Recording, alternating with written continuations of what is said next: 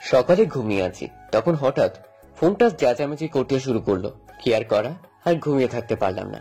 ঘুম ঘুম চোখে তাকিয়ে দেখি লেখা প্যারা দেওয়ার বাস। দেখি প্রচন্ড রাগ উঠে গেল। শান্তি নেই মায়ের জন্য, সারাটা দিন জ্বালায়, এত জ্বালায় তবুও শান্তি হয় না। আরে আপনারা আবার অন্য কিছু মনে করবেন না, এটা হচ্ছে আমার চাচাতো বোন, নাম মায়া। এর জ্বালাতনের কারণে লিখে রাখছি প্যারা দেওয়ার বাস। সারাদিন জ্বালায়, যেখানে যাই সেখানে। এই জ্বালায় ওয়াশরুমে গিয়েও শান্তি নেই। এদিকে ফোনটা বেজে যাচ্ছে, আর ডরলাম না। ফোনটা সাইলেন্ট করে রেখে আবার শুয়ে পড়লাম। কিছুক্ষণ পর আমার বোনটা এসে ধাক্কাতে লাগলো আর বলল, ভাইয়া, ওই ভাইয়া, জলদি ওঠ, কথা আছে। দূর হয়ে যা শয়তান, কারণ চোখের সামনে থেকে একটু ঘুমাতে দেওয়া হয়। এখন না শুনলে আম্মু ঝাড়ু নিয়ে আসবে, এই বলে দিলাম। যদি ঝাড়ুর বাড়ি খেতে না চাস তাহলে উঠে পড়। এটা শুনে তাড়াতাড়ি ঘুম মামা চলে গেল। আমি আম্মু একটু ভয় পাই বেশি, কিন্তু আব্বুর সাথে বন্ধুর মতো ফ্রি।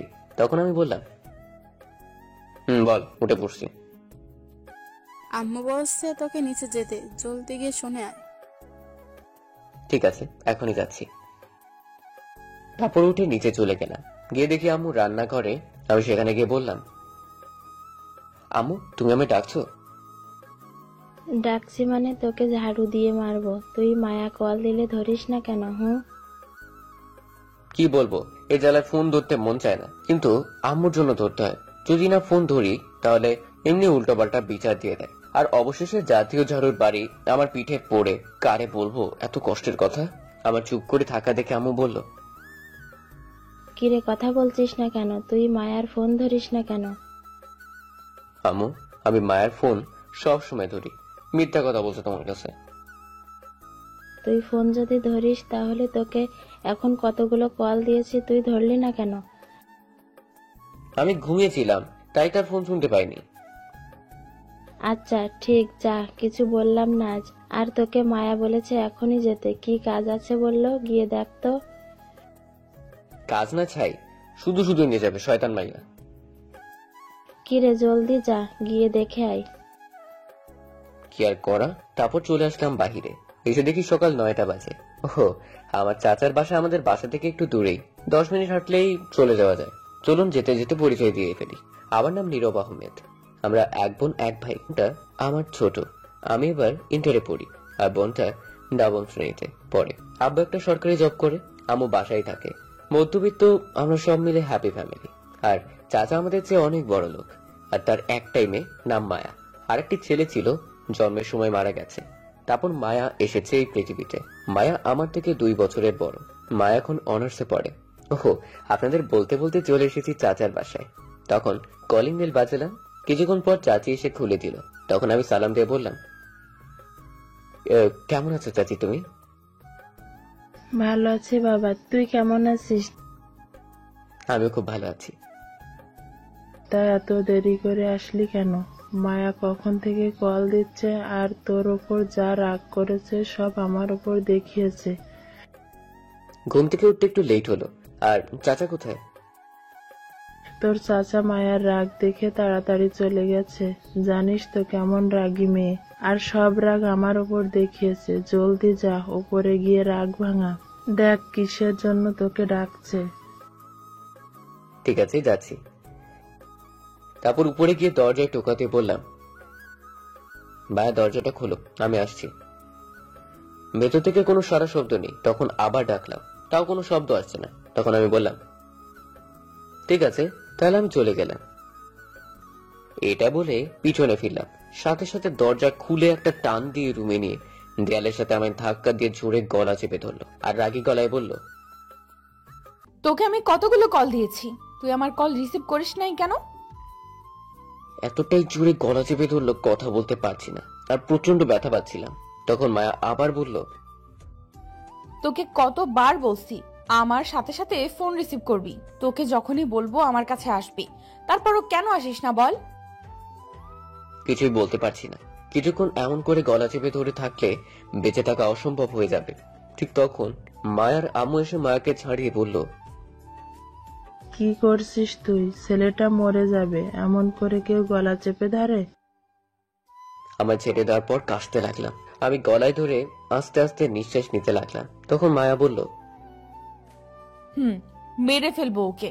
কতবার বলেছে আমার কল রিসিভ করবি, যখন বলবো তখন আসবি, কিন্তু গতকাল রাত থেকে আমার কল রিসিভ করে না। গতকাল রাতে আদিবাকে বলেছি ওকে পাঠিয়ে দিতে, কিন্তু বলার পর তাও আসলো না। সকালে কল দিয়েছি, রিসিভ করলো না। ছেলেটার কি ঘুম নেই চোখে? যখনই বলবি তখনই আসতে হবে। রাতে ঘুমাচ্ছিল তাই হয়তো আসেনি। আর এত ফোন দেওয়ার কি হয়েছে? তুমি চুপ করো, তোমায় কথা বলতে বলছি। তুমি তোমার ঘরে যাও। এটা বলে মায়া তার আম্মুকে তার আম্মু রুমে পাঠিয়ে দিল আর দরজা আটকে সে খাটে বসে রইল। আমি দেয়ালের সাথে মিশে চুপ করে দাঁড়িয়ে আছি। নিচের দিকে তাকিয়ে কিছু বলার নেই। আমি সত্যি গতকাল রাত থেকে ফোন রিসিভ করিনি। আমায় রাতে আদিবা বলেছে আসছে, কিন্তু আমি ইচ্ছে করে আসিনি। কিছুক্ষণ এভাবে যাওয়ার পর মায়া আমার দিকে তাকিয়ে দেখে আমি নিচের দিকে তাকিয়ে আছি। তখন আমায় বলল, কিরে চুপ করেছিস কেন? আমি চুপ করে নিচের দিকে তাকিয়ে আছি। কিরে কথা বল, রাগ করেছিস? হ্যাঁ, এত কষ্ট দিয়ে বলে রাগ করছে কিনা, শয়তান মাইয়া। খুব ব্যথা পাইছিস গলায়? না, ব্যথা পাইনি। তখন মায়া দৌড়ে আমার সামনে এসে হাঁটু গেড়ে বসে পড়লো আর বলল, সরি, প্লিজ আমায় ক্ষমা করে দে। তুই তো জানিস আমার রাগ উঠলে নিজেকে কন্ট্রোল করতে পারি না। তুই যখন গতকাল আসিস নাই তখন খুব রাগ হয়েছিল, আর সকালে যখন আমার ফোন রিসিভ করিস নাই তখন আরো রাগ হয়েছিল। তাই রাগের মাথায় তোকে একটু বেশি জোরে গলা চেপে ধরে ফেলেছি। প্লিজ ক্ষমা করে দে। ঠিক আছে, যাও, ক্ষমা করে দিলাম। সত্যি কথা বলছিস তুই? সত্যি কথা বলছি। তখন মায়া উঠে সাথে সাথে দুই গালে দুইটা কিস করে বলল, তুই খাটে বস, আমি একটু ওয়াশরুম থেকে আসছি। আমি মাথা নেড়ে হ্যাঁ বললাম। তারপর খাটে গিয়ে বসলাম। কিছুক্ষণ পর মায়া ওয়াশরুম থেকে বের হয়ে আসলো আর আমি তার দিকে তাকিয়ে দেখি অবাক হয়ে গেছি। নিজের কাছে কেমন জানি লজ্জা লাগছে আমার। আপনারা বুঝতে পারলে না তো বলছি কি হয়েছে। মায়া একদম শর্ট প্যান্ট আর গেঞ্জি পরে আসছে আমার সামনে। তখন মায়া আমার আরো কাছে আসলো। আমি সাথে সাথে চোখ বন্ধ করে দিয়েছি আর বললাম, এগুলো কি পরে আসছো তুমি আমার সামনে? জলদি যাও, এগুলো চেঞ্জ করে আসো। কেন, আমায় কি ভালো লাগছে না? চোখ দুটো খুলে ভালো করে দেখ। না, আমি চোখ খুলবো না, তুমি যাও, এগুলো চেঞ্জ করে আসো। তুই চোখ না খুললে আমি তোর সাথে অন্য কিছু করব। জলদি চোখ দুটো খুল। কি করব আর, বিপদে পড়ে চোখ খুললাম আর অবাক হয়ে তাকিয়ে আছি। তখন মায়া বলল, কিরে এমন করে কি দেখছিস? আচ্ছা, আমায় কেমন লাগছে এখন? খুব সুন্দর লাগছে। শুধু সুন্দর লাগছে, আর কিছু বলবি না? আচ্ছা, তুমি এগুলো আমার সামনে পরে আসলে কেন? তোর সামনে পড়ে আসবো না তো কার সামনে পড়ে আসবো? তুই তো দেখবি। মানে কি বলছো তুমি? কিছু না, গতকাল কিনে নিয়ে আসছি, তাই তোকে প্রথম পরে দেখালাম কেমন লাগলো। খুব বাজে, এগুলো আর কখনো পরবে না। আজ পরেছো, এতটুকুই থাক। তাহলে কি এটা ফেলে দিব? এগুলো না পরে লং 3 পিস পরবে বাসায়, আর বাহিরে বোরকা পরে বের হবে। আচ্ছা ঠিক আছে। তাহলে আমি চলে যাই, এখন কলেজে যেতে হবে। আর কিছুক্ষণ থাক, তুই কাছে থাকলে আমার খুব ভালো লাগে। হ্যাঁ, আর আম্মু আমায় ঝাড়ু দিয়ে মারবে। কলেজের সময় হয়ে যাচ্ছে, তুমি ভার্সিটি যাও। ঠিক আছে, যা তাহলে। আর দুপুরে আমার সাথে দেখা করবি কল দিলে। আচ্ছা, পরে দেখা যাবে। তারপর আমি চলে আসতে যাব, তখন মায়া আমার হাতে ধরে এক টানে তার কাছে নিয়ে আসলো আর বলল, কি করেছে তোকে যেতে দেই, মন চাইছে না যে। এটা বলেই দুই গালে দুটি কিস করলো। তখন আমি বললাম, এটা কি করলে তুমি? এগুলো ঠিক হচ্ছে না। আমরা কিন্তু বলতে গেলে ভাই বোন। আমরা অনেক বড় হয়েছি, মানুষ দেখলে খারাপ ভাবতে পারে। কিসের ভাই বোন? আমি তো সেগুলো কিছু ভাবি না। যে যাই ভাবতে থাকুক, আমি তোকে নিজের কাছে পেতে চাই। আমি চলে যাচ্ছি। তখন মায়া বলল, মায়া চলে যেতে তখন আমি নিচে আসলাম। আসার পর চাচিকে বললাম চলে যাচ্ছি। তখন চাচি বলল খেয়ে যেতে, কিন্তু আমি বললাম দুপুরে এসে খাবো। তারপর বাসায় এসে ফ্রেশ হয়ে রেডি হয়ে বের হয়ে পড়লাম কলেজে যাওয়ার জন্য। তখন সামনে দেখলাম জাহিদ যাচ্ছে। ওহো, জাহিদ আমার বন্ধু। আরো বন্ধু আছে, সাথে থাকুন, সব জানতে পারবেন। তখন আমি দৌড়ে গিয়ে বললাম, কিরে, তুই আমায় আজ একা রেখে চলে যাচ্ছিস? একবার ফোন করে তো বলতে পারতি। ফোনে টাকা নাই, তাই ফোন দিতে পারিনি। আমি মনে করেছি তুই চলে গিয়েছিস। আচ্ছা চল, সময় কম। তারপর হেঁটে যেতে লাগলাম। আমরা যেই কলেজে পড়ি আমাদের বাসা থেকে অনেকটা দূরে। সিএনজি যেতে হয়, ভাড়া 10 টাকা নেয়। কিছু দূরে সিএনজি স্ট্যান্ড। তখন ভাবলাম দুজনের জন্য 2টা আইসক্রিম নেওয়া যাক, খেতে খেতে যাব। যে বাবা সেই কাজ, কিনে খেতে খেতে যাচ্ছিলাম। কিছু দূর যাওয়ার পর আমার জুতোর ফিতা খুলে গেল। তখন মুখে আইসক্রিম নিয়ে বাঁচছিলাম, হঠাৎ মায়া কোথা থেকে এসে আমার মুখ থেকে আইসক্রিম নিয়ে খেতে লাগলো আর বলল, যাক, তাহলে যা চাইলাম তা পেয়ে গেলাম। তারপর মায়া চলে গেল। তখন জাহিদ বলল, এটা কি হলো দোস্ত, তোর মুখের আইসক্রিম নিয়ে খেয়ে ফেললো? হয়তো টাকা নেই তাই নিয়ে গেছে। আচ্ছা চল এখন যাওয়া যাক, এগুলো ভেবে লাভ নেই। ঠিক আছে, চল যাওয়া যাক। তারপর আমি আর জাহিদ হাঁটতে লাগলাম। ওহো, আপনাদের কাছে তো বলাই হয়নি মায়ার ভার্সিটি কোথায়। মায়ার ভার্সিটি আর আমাদের কলেজ দুটি 2 রাস্তা দিয়ে যেতে হয়, তাই একটু বাঁচা গেল। নয়তো কলেজে গিয়েও ঝালাতো মায়ার ভার্সিটি একটু কাছেই। তারপর আমি আর জাহিদ গিয়ে একটা সিএনজিতে উঠে পড়লাম। কিছুক্ষণ পর সিএনজি ছেড়ে দিল। 15 মিনিট পর কলেজ চলে আসলাম। সিএনজি থেকে নেমে ভাড়া দিয়ে কলেজে চলে আসলাম মাঠ দিয়ে। ক্লাসে যাচ্ছিলাম, তখন নীলা এসে পথ আটকে দাঁড়ালো। নীলা হচ্ছে এইখানকার নেতার মেয়ে। নীলা নাকি আমায় পছন্দ করে, কিন্তু আমি তাকে পছন্দ করি না, কারণ সে রাতে ড্রিঙ্ক করে বাজে নেশা করে, তাই আমি তাকে পছন্দ করি না। তখন নীলা বলল, আমার জানো চলে আসছে, আমি সেই কখন থেকে বসে আছি তোমার জন্য। এই, তোমাকে না আমি বললাম আমার সামনে আসবে না, তবু আসছো কেন? তুমি তো জানো আমি তোমাকে কতটা ভালোবাসি, তাহলে কেন তোমার কাছে টেনে নিচ্ছ না? আমি আগেও বলেছি, এখন আবার বলছি, ভালো করে শুনে রাখো, আমি তোমাকে ভালোবাসি না, সামনে থেকে সরো। এই বলে আমি নীলার পাশ কেটে চলে আসতে লাগলাম। তখন নীলা বলল, তুমি যতই না বলো না কেন, একদিন ঠিক আমায় ভালোবাসতে হবে। আমি তোমার ভালোবাসা নিয়েই ছাড়বো। আমি কিছু না বলে চলে আসলাম ক্লাসে। এসে বসে আছি, তখন জাহিদ বলল, দোস্ত, এই মেয়ে যে 18 মতো তোর পিছে লাগছে, একদিন তোকে ঠিক ভালোবাসার কথা বলিয়েই ছাড়বে দেখিস। তার চেয়ে ভালো এখনই বলে দে ভালোবাসিস। শোন, আমি কল্পনাও ভাবি না এই মেয়ের কথা কোনোদিন আমি একে ভালোবাসতে যাব। যদি তোর ইচ্ছে হয় তাহলে তুই গিয়ে প্রেম কর, আর নয়তো চুপ থাক। তখন জাহিদ বলল, না থাক, এই মেয়ে আমার লাগবে না, চুপ থাকছি। তখন জাহিদ চুপ করে রইল। কিছুক্ষণ পর স্যার ক্লাসে আসলো। তখন আমি জাহিদকে বললাম, কিরে, ওই 2 হারামি কই আজ আসলো না যে? কার কথা বলছিস তুই? ফারার সাবিরের কথা? ওই দুটো কোথায় আজ? আমিও জানি না, গতকাল তো কিছু বলেনি। আচ্ছা, পরে ফোন করে জেনে নিব কেন আসেনি।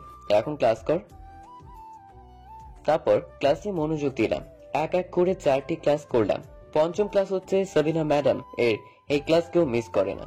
আগের ক্লাসগুলো মিস করলেও কারণ এই ম্যাডাম অনেক মজা করে। ক্লাসে এসে সবার সাথে দুষ্টুমি করে, আর দেখতে খুবই সুন্দর ম্যাডাম। বয়স খুবই কম, এখনো তার বিয়ে হয়নি। এখন বুঝতেই পারছেন তো। তারপর ম্যাডাম ক্লাসে আসার পর সবাই দাঁড়িয়ে গেল, আর ম্যাডাম বলল, বসে বড় সব বড় বড় বাচ্চারা, তা আজ সবাই ক্লাসে আছে? তখন সবাই বলল, হ্যাঁ, কিন্তু আমি বললাম, না ম্যাডাম, 2 জন আসেনি। কে আসুনি আজ? ফাহাদ আর সাব্বির আসেনি ম্যাডাম। এই শয়তান পোড়া 2টা ঠিক মতো ক্লাসে আসে না। আগামীকাল কিছু একটা করতে হবে এদের দুজনকে। আচ্ছা, আজ তোমাদের কিছু প্রশ্ন করব, উত্তর দিবে। যাকে যেটা বলবো সেটা উত্তর দিতে হবে। তখন সবাই মিলে হ্যাঁ বলল। তখন ম্যাডাম বলল, প্রথম একজন ছেলেকে জিজ্ঞেস করবে, তারপর একজন মেয়েকে। তখন প্রথম জাহিদকে বলল দাঁড়াতে, আর জাহিদ বলল, ম্যাডাম, এতগুলো ছাত্র রেখে আমায় প্রথম ধরতে হলো, এটাই ভয় পাচ্ছিলাম। এখন তোমাকে যা বলবো তার বিপরীত নাম বলতে হবে, মানে হাসির। চেষ্টা করব, বলেন ম্যাডাম। হঠাৎ আমার ফোন বেজে উঠল। আমার ফোনটা সাইলেন্ট করা, তাই শব্দ হয়নি, কিন্তু পকেটে ফোন, তাই কাঁপাকাঁপি শুরু করছে। আমি আর ফোন দেখলাম না, কারণ ম্যাডাম এদিকেই তাকিয়ে আছে। তখন ম্যাডাম বলল, তোমার নাম কি? ফেসবুক, তোমার আব্বুর নাম কি? ইউটিউব, তোমার আম্মুর নাম কি? গুগল, তোমার বোনের নাম কি? হোয়াটসঅ্যাপ, তোমার ছোট ভাইয়ের নাম কি? টুইটার। ম্যাডাম নাম শুনে হাসতে লাগলো, তখন হাসতে হাসতে বলল, হ্যাঁ, ভালো বলছো, বসো। এখন নীলা দাঁড়াও। তখন নীলা দাঁড়িয়ে বলল, হ্যাঁ বলুন ম্যাডাম। তুমি কাউকে ভালোবাসো এই কলেজের মাঝে? থাকলে বলতে পারো, আমি সাহায্য করতে পারি। এটা শুনে নীলা খুব খুশি হলো। তখন নীলা কিছু বলতে যাবে তার আগে কেউ ম্যাডামকে ডাকলো। ক্লাসের বাহির থেকে কণ্ঠটা মেয়ের। তখন সবাই তাকিয়ে দেখলো একটা মেয়ে। আমরা তাকিয়ে দেখি মায়া অবাক হয়ে গেছি। তাকে দেখে তখন ম্যাডাম বলল, তুমি এই ক্লাসে? না, আমি এই ক্লাসের না। তাহলে তুমি কোন ক্লাসের? আমি অনার্সের ছাত্রী। ম্যাডাম অবাক হয়ে বলল, তাহলে তুমি এই কলেজে কি করছো ভার্সিটি রেখে? তখন মায়া ভিতরে এসে ম্যাডামের কাছে একটা লাঠি ছিল, সেটা নিয়ে আমার কাছে এসে মায়া আমার 2টা বাড়ি দিয়ে বলল, এই শয়তানটার জন্য আসছি। কতগুলো কল দিয়েছি তবুও রিসিভ করে না। আজ একে মেরেই ফেলবো আমি। এই বলে আমার মারতে লাগলো মায়া।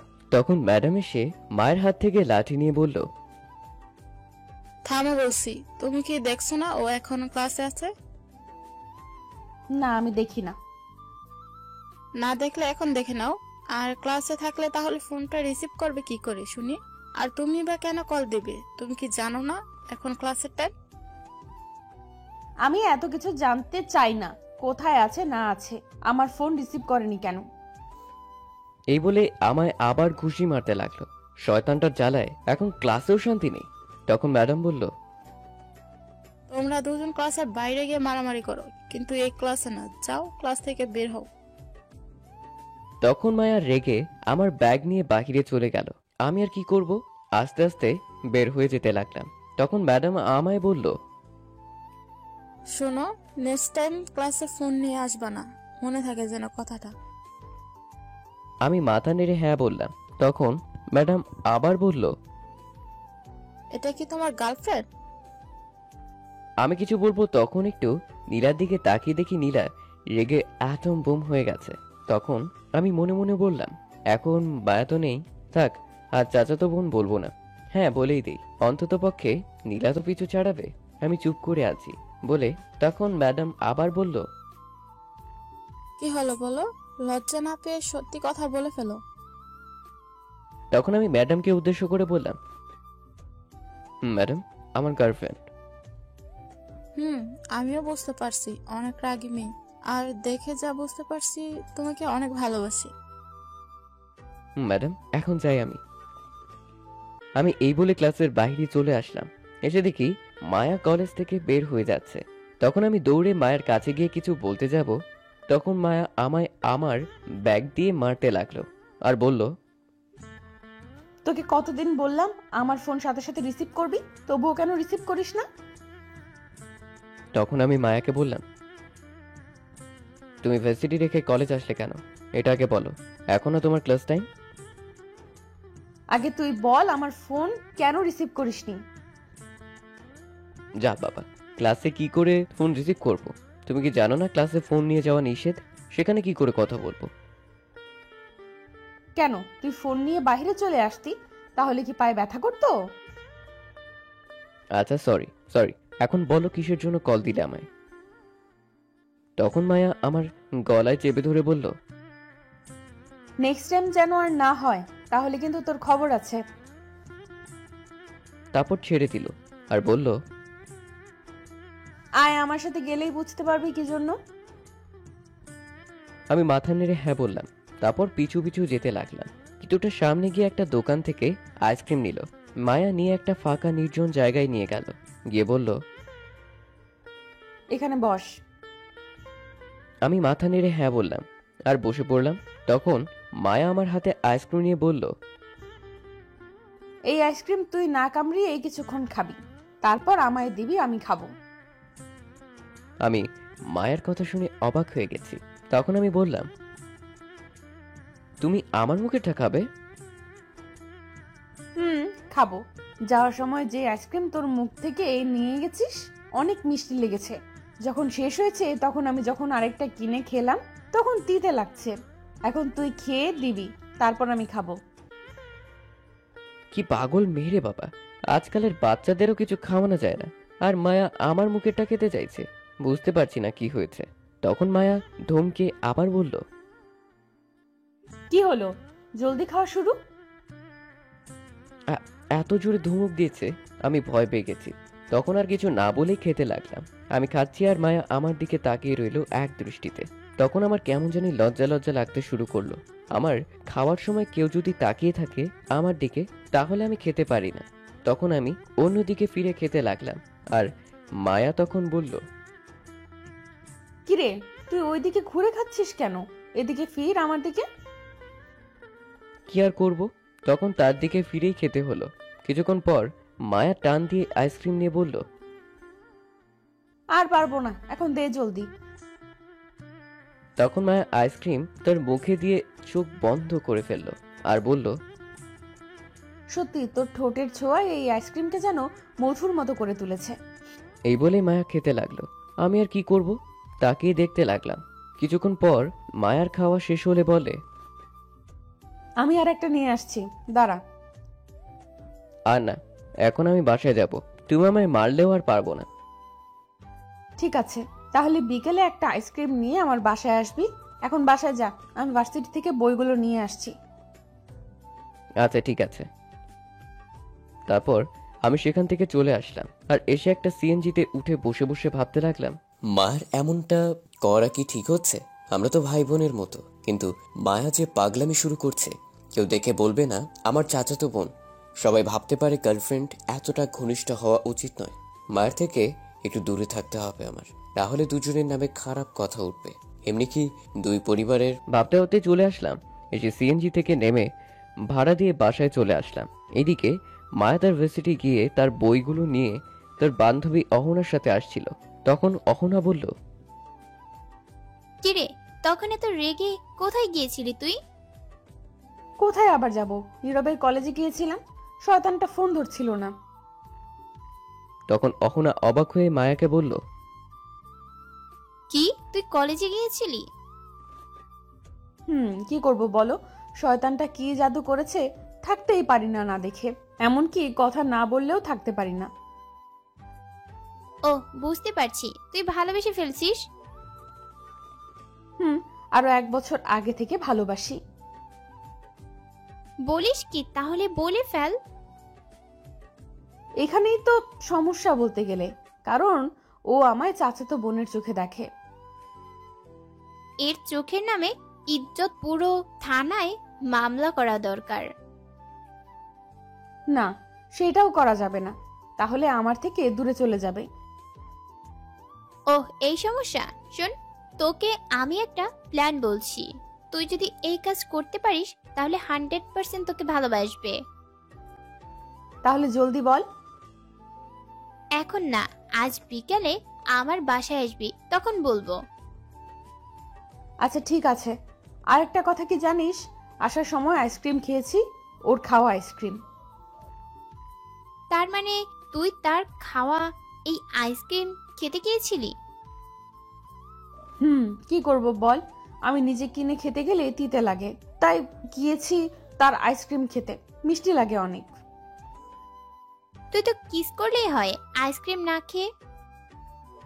এটা যদি এখন করতে যাই তাহলে রাগ করবে আর আমার সামনেই আসবে না। এখন তো বকা দিয়ে সামনে নিয়ে আসি, তখন আর আসবেই না। যে করেই হোক, যে কোনো কিছুর বিনিময়ে হোক, আমি ওকে আমার চাই। পাবি, চিন্তা করিস না। আজ বিকেলে আমার বাসায় আসবি কিন্তু। আচ্ছা ঠিক আছে, আসবো। এখন বাসায় যা, তোর বাসায় এসে গিয়েছিস। এ কি রে, আমরা এতটা পথ কথা বলে চলে আসছি। এখন বাসায় যা। আচ্ছা ঠিক আছে। তারপর মায়া চলে গেল তার বাসায়, আর অহনা চলল তার বাসার উদ্দেশ্যে। এদিকে আমি বাসায় আসার পর আম্মু আমায় দেখে বলল, কিরে আজ এত তাড়াতাড়ি চলে এলি কলেজ থেকে, কারণ কি? তখন আমি একটু মজা করে বললাম, এতদিন স্যার আমাদের ছুটি দিত, আজ আমরা স্যারদের তাড়াতাড়ি ছুটি দিয়ে চলে আসছি। তখন আম্মু একটু রাগী গলায় বলল, বুঝতে পারছি, ঝাড়ু নিয়ে আসা লাগবে। তখন আমি করুণ গলায় বললাম, কথায় কথায় এই জাতীয় ঝাড়ুর কথাটা বলো কেন? জানো ভয় লাগে, তবুও বলো। হয়েছে, এখন বল কি জন্য এত তাড়াতাড়ি চলে এলি কলেজ থেকে? তোমার জন্য দেখছি তাড়াতাড়ি বাসায়ও ফেরা যাবে না, আজ একটু তাড়াতাড়ি ছুটি দিয়েছে কলেজ থেকে। আচ্ছা ঠিক আছে, যা। আদিবা আসছে আম্মু? রুমে আছে। তারপর আমি আমার রুমে চলে আসলাম। এসেই ফ্রেশ হয়ে কিছুক্ষণ বসে রইলাম। আরো কিছুক্ষণ যাওয়ার পর বোন এসে খাবার খাওয়ার জন্য ডেকে গেল। তারপর আমি গিয়ে খাবার খেয়ে নিলাম। খেয়ে কিছুক্ষণ রেস্ট নিয়ে বিকেলে বাসা থেকে বেরিয়ে পড়লাম আড্ডা দিতে। তারপর জাহিদকে ফোন দিলাম, বললাম আমাদের আড্ডাখানায় আসতে। আমি গিয়ে বসে রইলাম। তার কিছুক্ষণ পর জাহিদ আসলো। এসেই বলল, তুই কখন আসলি? আসছি আরো অনেকক্ষণ আগে। এখন ওই 2 হারামিকে কল দিয়ে বল আসতে। আচ্ছা, সে না হয় দিচ্ছি, তার আগে তুই একটা কথা বল। বল, কি বলবো? শালা, তুই মায়ের সাথে প্রেম করিস আর আমি জানি না? আরে থাম, মারিস না। তুই ওটা সত্যি ভেবে নিয়েছিস? তো বিশ্বাস না করার কি হলো? তুই নিজেই তো বললি মায়া তোর গার্লফ্রেন্ড। আরে তখন এটা বলেছি যাতে নীলা আমার পিছু ছাড়ে। আর মায়া আমার গার্লফ্রেন্ড হতে যাবে কেন?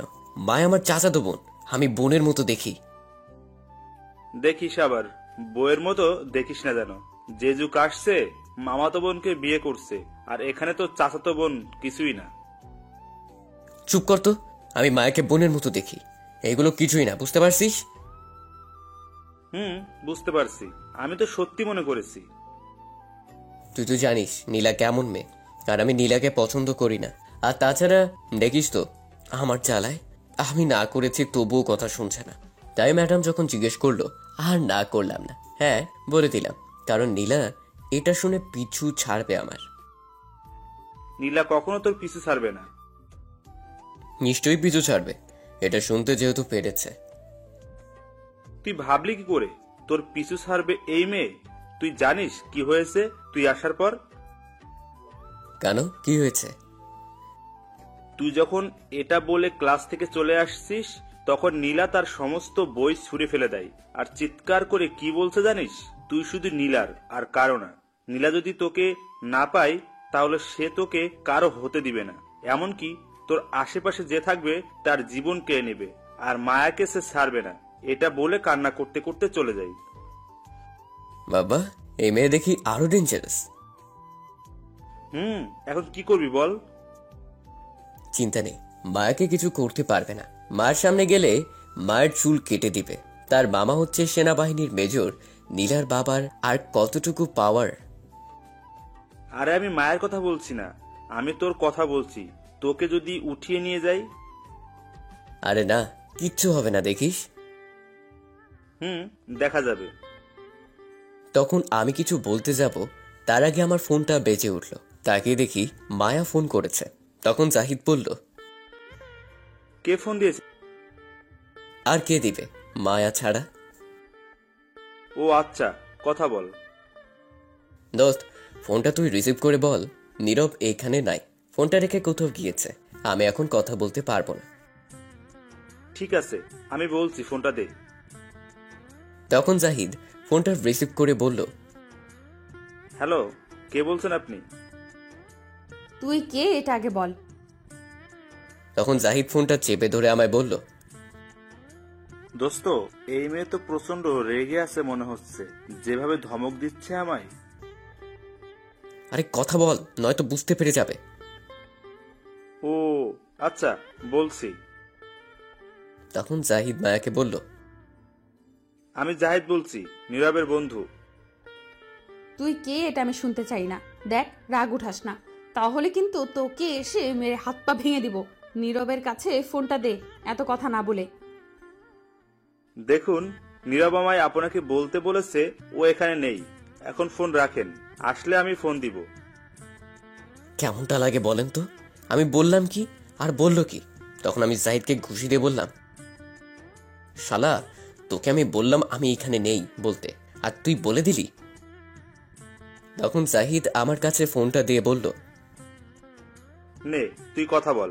এমন শিশু পোলাটারে হাত পা ভাঙার হুমকি দেয়? দর তুই কথা বল। মেয়েদের হাতে মার খাওয়ার ইচ্ছে নেই আমার। তখন আমি ফোনটা নেওয়া মাত্র মায়া বলল, শয়তান বান্দর, তুই এক্ষুনি 3 মিনিটের মাঝে আমার বাসায় আয়, তারপর তোকে বুঝাচ্ছি মিথ্যা কথা বলা। তখন আমি বললাম, আমি যেতে পারবো না, আমার কাজ আছে। তোর কাজকে আমি গুলি করে মারবো, তুই এক্ষুনি আয় বলছি। না, আমি আসতে পারবো না। আসবি না তাহলে? না, আসবো না। তখন মায়ার কিছু না বলে ফোন কেটে দিল। আমিও ফোনটা পকেটে রেখে দিলাম। তখন জাহিদ বলল, কিরে তুই না করলি কেন? গিয়ে দেখা করে আসতি, তুই তো বসে আছিস। চুপ কর তো, এর জ্বালায় কি একটু আড্ডা দিতেও পারবো না? যেখানে যাই সেখানেই এর ফোন, সারাদিন জ্বালায়, আর ভালো লাগছে না, যা করার করুক। হঠাৎ তখন কেউ আমার পেছন থেকে কলার চেপে ধরল। আমি পেছনে ফিরে দেখতে যাব, তখন জাহিদ উঠে দৌড়ে চলে গেল। আমি পিছনে তাকিয়ে দেখি মায়া রাগী দৃষ্টিতে তাকিয়ে আছে, আর হাতে একটা লাঠি নিয়ে আসছে। আমি তো দেখে ভয় শেষ। তখন আমি কিছু বলতে যাব তার আগে মায়া আমায় লাঠি দিয়ে মারতে লাগলো, আর বলতে লাগলো, কি বলছিলি তুই? আমার কাছে যাবি না তাই না? তোর হাত পা আমি আজ ভেঙে দিব। এই বলে মায়া মারতে লাগলো। তখন আমি বললাম, প্লিজ ছেড়ে দাও, আর বলবো না কখনো। না, আর ছাড়া যাবে না। তুই এই কথা অনেকবার বলছিস, আর কোনো কথা শুনতে চাই না। এই বলে মায়া মারতে লাগলো। তখন আমি আশেপাশে তাকিয়ে দেখি মানুষ এসে ভিড় জমিয়ে দেখছে। তখন আমি বললাম, দেখো অনেক মানুষ এসে গেছে আর ভিড় জমিয়ে দেখছে, তারা কিন্তু খারাপ কিছু ভাবছে আমায়। ছেড়ে দাও, তুমি যা বলবে আমি শুনবো, যা করতে বলবে বলবো। তখন মায়া তাকিয়ে দেখলো সত্যি অনেক মানুষ এসে গেছে। এটা রাস্তার একটু পাশে একটা গাছতলায়, আমরা সেখানেই বসে আড্ডা দিই। এখান দিয়ে বেশি মানুষ চলাচল করে না, কিন্তু বিকেলে চলাচল করে, কারণ এই রাস্তা দিয়ে বিকেলে সবাই বাজারে যায়। তখন মায়া সবাইকে বলল, আপনারা সবাই এখান থেকে চলে যান, কিছুই হয়নি, এত ভিড় করার কি হলো, যান বলছি। তখন সবাই চলে গেল। আর মায়া বলল, তুই আমার সাথে চল। তুই কি জানি বললি, আমি যা করতে বলবো করবি? ঠিক আছে আয়, আজ তোর সাথে অনেক কিছু করব। তখন আমি মায়াকে বললাম, অনেক কিছু করবে মানে কি করবে তুমি আমার সাথে? আয় না তুই আমার সাথে, পরে গেলেই তো বুঝতে পারবি কি করব। এর মতলবটা কি কে জানে? ভাবসব দেখে মনে তো হচ্ছে না ভালো মতলব আছে। যাই হোক, যদি আবার মারে তাহলে আমিও এবার ছাড়বো না, এই বলে দিলাম। তখন মায়া বলল, দাঁড়িয়ে না থেকে চল। তখন আমি বললাম, না, আমি যাব না তোমার সাথে। না গেলে সত্যিই মারবো আবার, এখন চল বলছি। শয়তান মেয়ে, তুই যদি আমার সিনিয়র না হতি আর চাচাতো বোন না হতি, তাহলে তোকে বুঝিয়ে দিতাম এতক্ষণে। তখন মায়া আবার বলল, কি রে, কি ভাবছিস? কিছু না। চল তাহলে, তুই বলছিস আমি যা বলবো করবি, এখন চল। এই বলে তখন মায়া আবার হাতে ধরে টেনে নিয়ে যেতে লাগলো, কিন্তু অন্য একটা রাস্তা দিয়ে নিয়ে যেতে লাগলো আমায়। তখন আমি খেয়াল করলাম এটা তো আমার বাসার রাস্তা, অথবা মায়ের বাসার রাস্তা, না অন্য রাস্তা দিয়ে নিয়ে যাচ্ছে। তখন আমি মায়াকে জিজ্ঞেস করলাম, কোথায় নিয়ে যাচ্ছ আমায়? এদিক দিয়ে, এটা তো বাসার রাস্তা নয়। তখন মায়া হাসতে হাসতে বলল, চুপ করে আয়, অনেক কিছু করার আছে। কতদিন অপেক্ষায় ছিলাম এই দিনটির জন্য, কোনো কথা না বলে আয়। তখন আমি কিছুটা ভয় পেয়ে গেলাম মায়ের কথা শুনে, কারণ এই মায়া অনেক রাগী মেয়ে, আবার মারবে না তো, এটা ভেবেই ভয় লাগছে। কিছুক্ষণ পর মায়া একটা বাসার সামনে নিয়ে গেল, গিয়ে তখন টেনে আমায় ভিতরে নিয়ে গেল। মায়া ভিতরে নিয়ে যাওয়ার পর দেখি একটা মেয়ে উল্টো দিকে ফিরে রয়েছে দাঁড়িয়ে। তখন মায়া তাকে উদ্দেশ্য করে বলল, কি রে অহনা, আঙ্কেল আন্টি কোথায় আজ? একটু পাশের বাসায় গেছে একটা চাচিকে দেখতে, খুবই অসুস্থ তাই। অহনা এদিকে ফিরেই দেখলো আমি মায়ের সাথে আসছি। তখন অহনা বলল, এ কি নীরব ভাইয়া, আপনি কেমন আছেন? আসলে অহনা আমায় আগে থেকে চিনে, কারণ মায়া পরিচয় করিয়ে দিয়েছিল একদিন, আর ভাইয়া বলে ডাকতে বলছে, আর সেখান থেকে আমিও চিনি। তখন আমি অহনাকে বললাম, এই তো আছি কোনো মতে বেঁচে আর কি। কেন, কি হয়েছে? আমি কিছু বলতে যাব তখন মায়া বলল, থাক, আর কিছু জিজ্ঞেস করা লাগবে না, আমি নিয়ে আসছি। আর শোন, তোর রুমটা আমার লাগবে, এখন আমাদের কাজ আছে, তুই ভুলেও আসতে পারবি না যতক্ষণ না আমি বলি। কি ব্যাপার, কি মতলব তোর? সেটা তোকে বলতে যাব কেন? তোকে যেটা বললাম সেটা করবি। আর তোর খাটের নিচে লাঠি আছে তো? আছে। আচ্ছা ঠিক আছে, তুই থাক, আমি যাচ্ছি। আচ্ছা ঠিক আছে, যা। তারপর মায়া আমায় টেনে নিয়ে গেল অহনার রুমে, গিয়ে দরজা বন্ধ করে দিল। তখন আমি বললাম, কি করছো কি তুমি? দরজা বন্ধ করছো কেন? দরজা খুলে দাও। স্টপ। তখন মায়া কিছু না বলে আমায় ধাক্কা দিয়ে খাটে ফেলে দিল, আর সাথে সাথে তার জর্জেট ওড়না দিয়ে হাত বেঁধে ফেললো। তখন আমি আবারও বললাম, কি করছো তুমি? পাগল হয়ে গেছো নাকি? উল্টাপাল্টা কাজ করছো। আমি বলছি না কোনো কথা বলবে না, চুপ করে থাকো। তখন আমি উঠে বসতে চাইলাম, তখন মায়া আমায় আবার ধাক্কা দিয়ে শুইয়ে দিল, আর উঠে আমার বুকের উপর বসলো। তখন আমার কাঁধে একটা কিস করলো, আর আস্তে আস্তে কিস করতে করতে উপরে উঠতে লাগলো। এক পর্যায়ে সারা মুখে কিস করতে লাগলো। তখন মায়া বলল, তোর ঠোঁটগুলো আমায় সারাক্ষণ বিরক্ত করে, কখন তাকে আদর করব? তুই কাছে থাকলে নিজেকে সামলে রাখতে পারি না, অনেক ভালোবাসি তোকে। এই বলে মায়া সারা মুখে কিস করতে লাগলো। তখন আমি বললাম, কেন এমনটা করছো? আমরা চাচাতো ভাই বোন, ভালোবাসা এটা হয় না, প্লিজ থামো। তখন মায়া বলল, কে বললো হয় না? দুটি মন এক হলেই সব হয়। না হয় না, প্লিজ ছাড়ো আমায়, সবাই খারাপ ভাববে, আর আমি এটা চাই না, আর সমাজের মানুষ খারাপ ভাববে। প্লিজ থামো, এগুলো করো না। কেউ কিচ্ছু ভাববে না। আমাদের ক্লাসের ফারিয়া তার চাচাতো ভাইয়ের সাথে প্রেম করছে, আর আমার বান্ধবীর তার মামাতো ভাইকে বিয়ে করেছে। তারা যদি প্রেম করতে পারে, বিয়ে করতে পারে, তাহলে আমরা করলে সমস্যা কোথায়? প্লিজ আজ বাধা দিস না আমায়, আদর করতে দে। 1 বছর ধরে তোকে ভালোবাসি, কিন্তু বলতে পারছি না, আমি আর পারছি না আমি নিজেকে সামলে রাখতে। প্লিজ আমায় একটু আদর করতে দে। তারা যা খুশি করুক, তা আমার দেখা দরকার নেই। আমাদের মাঝে এই সম্পর্ক হবে না।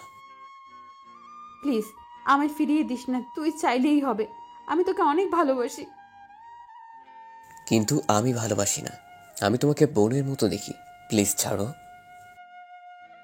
কেন বুঝতে পারছিস না? আমি তোকে অনেক ভালোবাসি। তুই আমায় বোনের মতো ভাবিস, কিন্তু আমি তেমন কিছুই ভাবি না। আমি তোকে ছাড়া থাকতে পারবো না, অনেক ভালোবাসি। দেখো, আমার কিন্তু এখন রাগ উঠে যাচ্ছে, ছাড়ো বলছি। আমি তোমাকে ভালোবাসি না, সরো আমার উপর থেকে। তখন মায়া শক্ত করে জড়িয়ে ধরে কান্না করতে করতে বলল, প্লিজ তোর মনে আমায় একটু জায়গা দে, আমার কিচ্ছু লাগবে না, শুধু তুই হলেই হবে। অনেক ভালোবাসি তোকে, আমি পারবো না থাকতে তোকে ছাড়া। দেখো, আমি তোমাকে আবারও বলছি, আমি তোমাকে ভালোবাসি না, বোন হিসেবে ভালোবাসি, আর কিছুই না। সরো এখন। না, আমি সরবো না। মায়া এটা বলেই আমার শার্ট খুলতে লাগলো। তখন আমি বললাম, কি করছো তুমি? এগুলো আমার শার্ট কেন খুলছো? কিন্তু মায়া আমার কোনো কথাই শুনছে না, আমার শার্টের সব বোতাম খুলে ফেললো। আর তখন মায়া আমায় কিস করতে লাগলো সারা মুখে। তখন আমি কিছু বলতে যাব, তার আগেই তার ঠোঁট দিয়ে আমার কথা বলা বন্ধ করে দিল, আর কিস করতে লাগলো। এক পর্যায়ে পাগলের মতো টেনে আমার ঠোঁট খেতে লাগলো।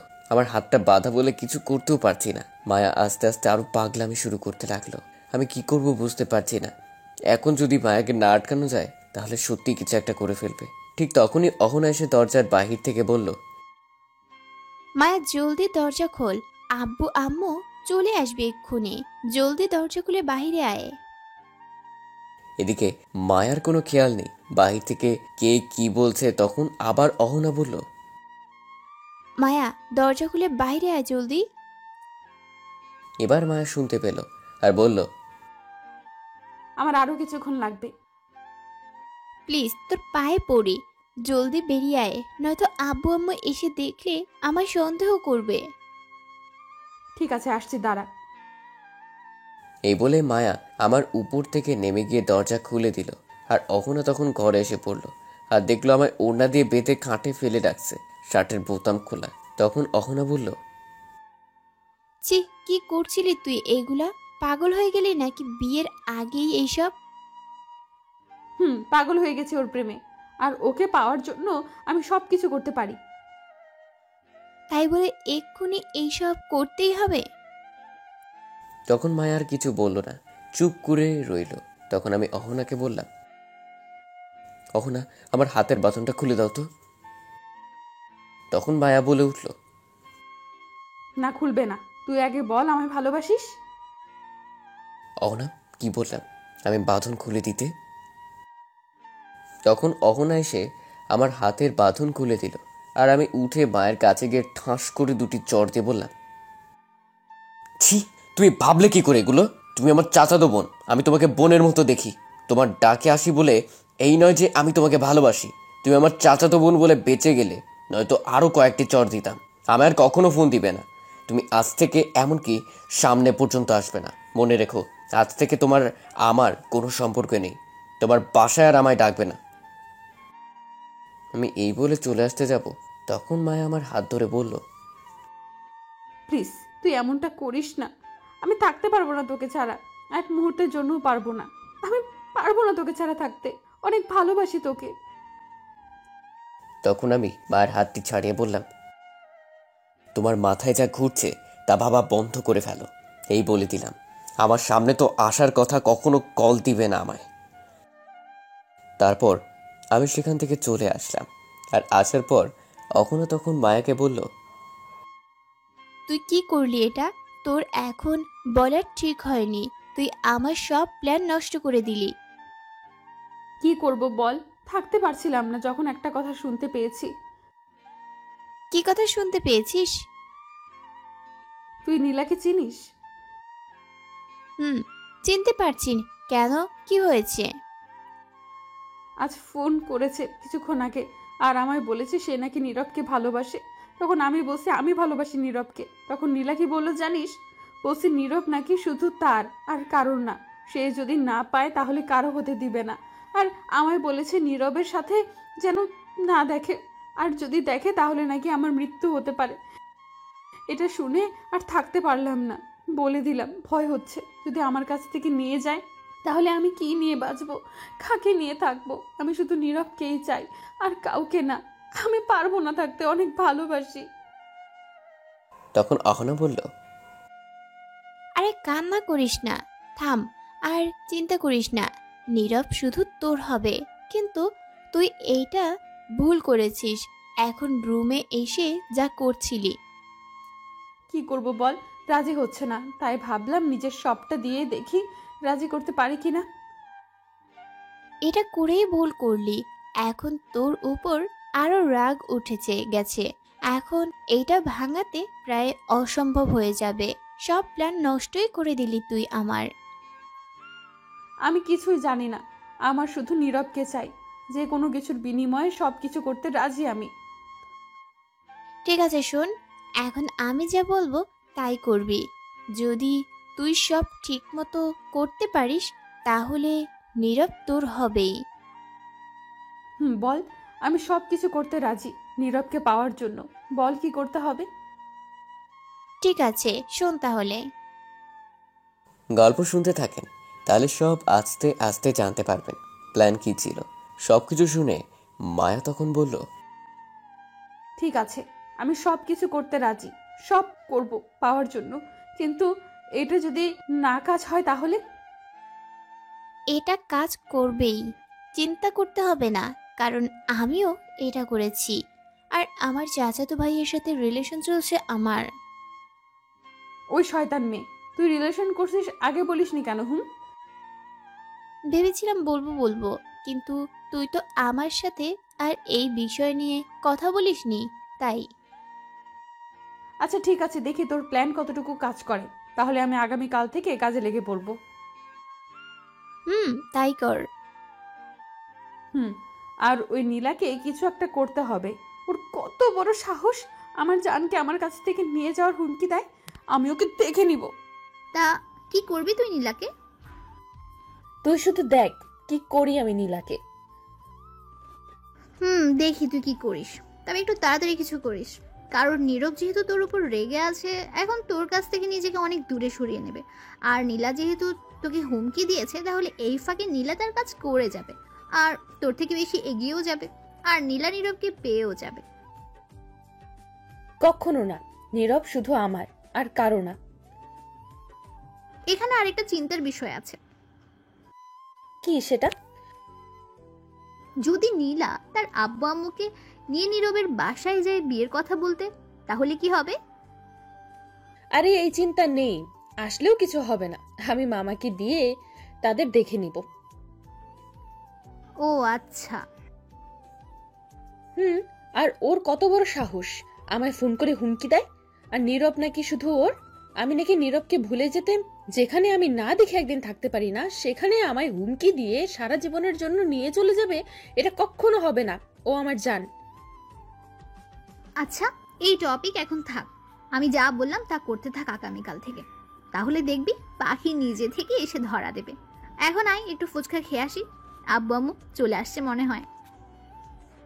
এখন ফুচকা খেতে যাবি? চল। কিন্তু আমার তো ফুচকা খেতে মন চাইছে না। তাহলে কি খেতে মন চাইছে? আমার মন চাইছে ওর ঠোঁট খেতে, কত মিষ্টি ঠোঁট, আহ কি টেস্ট। শয়তান মেয়ে কোথাকার, তোর কি একটু লজ্জা নেই? যা বাবা, লজ্জার কি হলো? এইখানে যেটা সত্যি সেটা বললাম, তুই যাই বলিস। আমার ওর ঠোঁট হলে আর কিচ্ছু লাগবে না, সারাদিন ঠোঁট খেতে পারলেই হবে। থাক আর বলিস না, চল তুই এখন, তুই ফুচকা না খেলেও আমি খাবো, আমার সাথে চল। আচ্ছা ঠিক আছে চল। তারপর দুজন বেরিয়ে গেল রুম থেকে। রুমের বাইরে এসে দেখে অহনার আব্বু আম্মু বসে আছে। তখন অহনা তার আব্বু আম্মুর সাথে কথা বলে বাসার বাইরে চলে আসলো মায়াকে নিয়ে, আর ফুচকা খাওয়ার উদ্দেশ্যে যেতে লাগলো ফুচকার দোকানে। অহনার বাসা থেকে বেশি দূরে না, একটু সামনেই ফুচকার দোকান আছে। তারা ফুচকা খাওয়ার উদ্দেশ্যে যেতে লাগলো। এদিকে আমি অহনাদের বাসা থেকে বেরিয়ে আমার বাসায় যেতে লাগলাম, আর মনে মনে ভাবতে লাগলাম, ছি, মায়া আমার সাথে এমনটা করবে আমি ভাবতেও পারিনি। আমরা তো ভাই বোনের মতো, তাহলে কেন এমনটা করছে মায়া? যেটা ভয় পাচ্ছিলাম সেটাই হলো। আম্মু আব্বু যদি জানতে পারে চাচাতো বোনের সাথে এরকম সম্পর্কে জড়ানো হচ্ছিল, তাহলে আমার উপর রাগ ঝাড়বে, আর সবাই জানার পর মান সম্মান সব শেষ হয়ে যাবে, আর সবশেষে দুই পরিবারের সম্পর্ক নষ্ট হয়ে যাবে।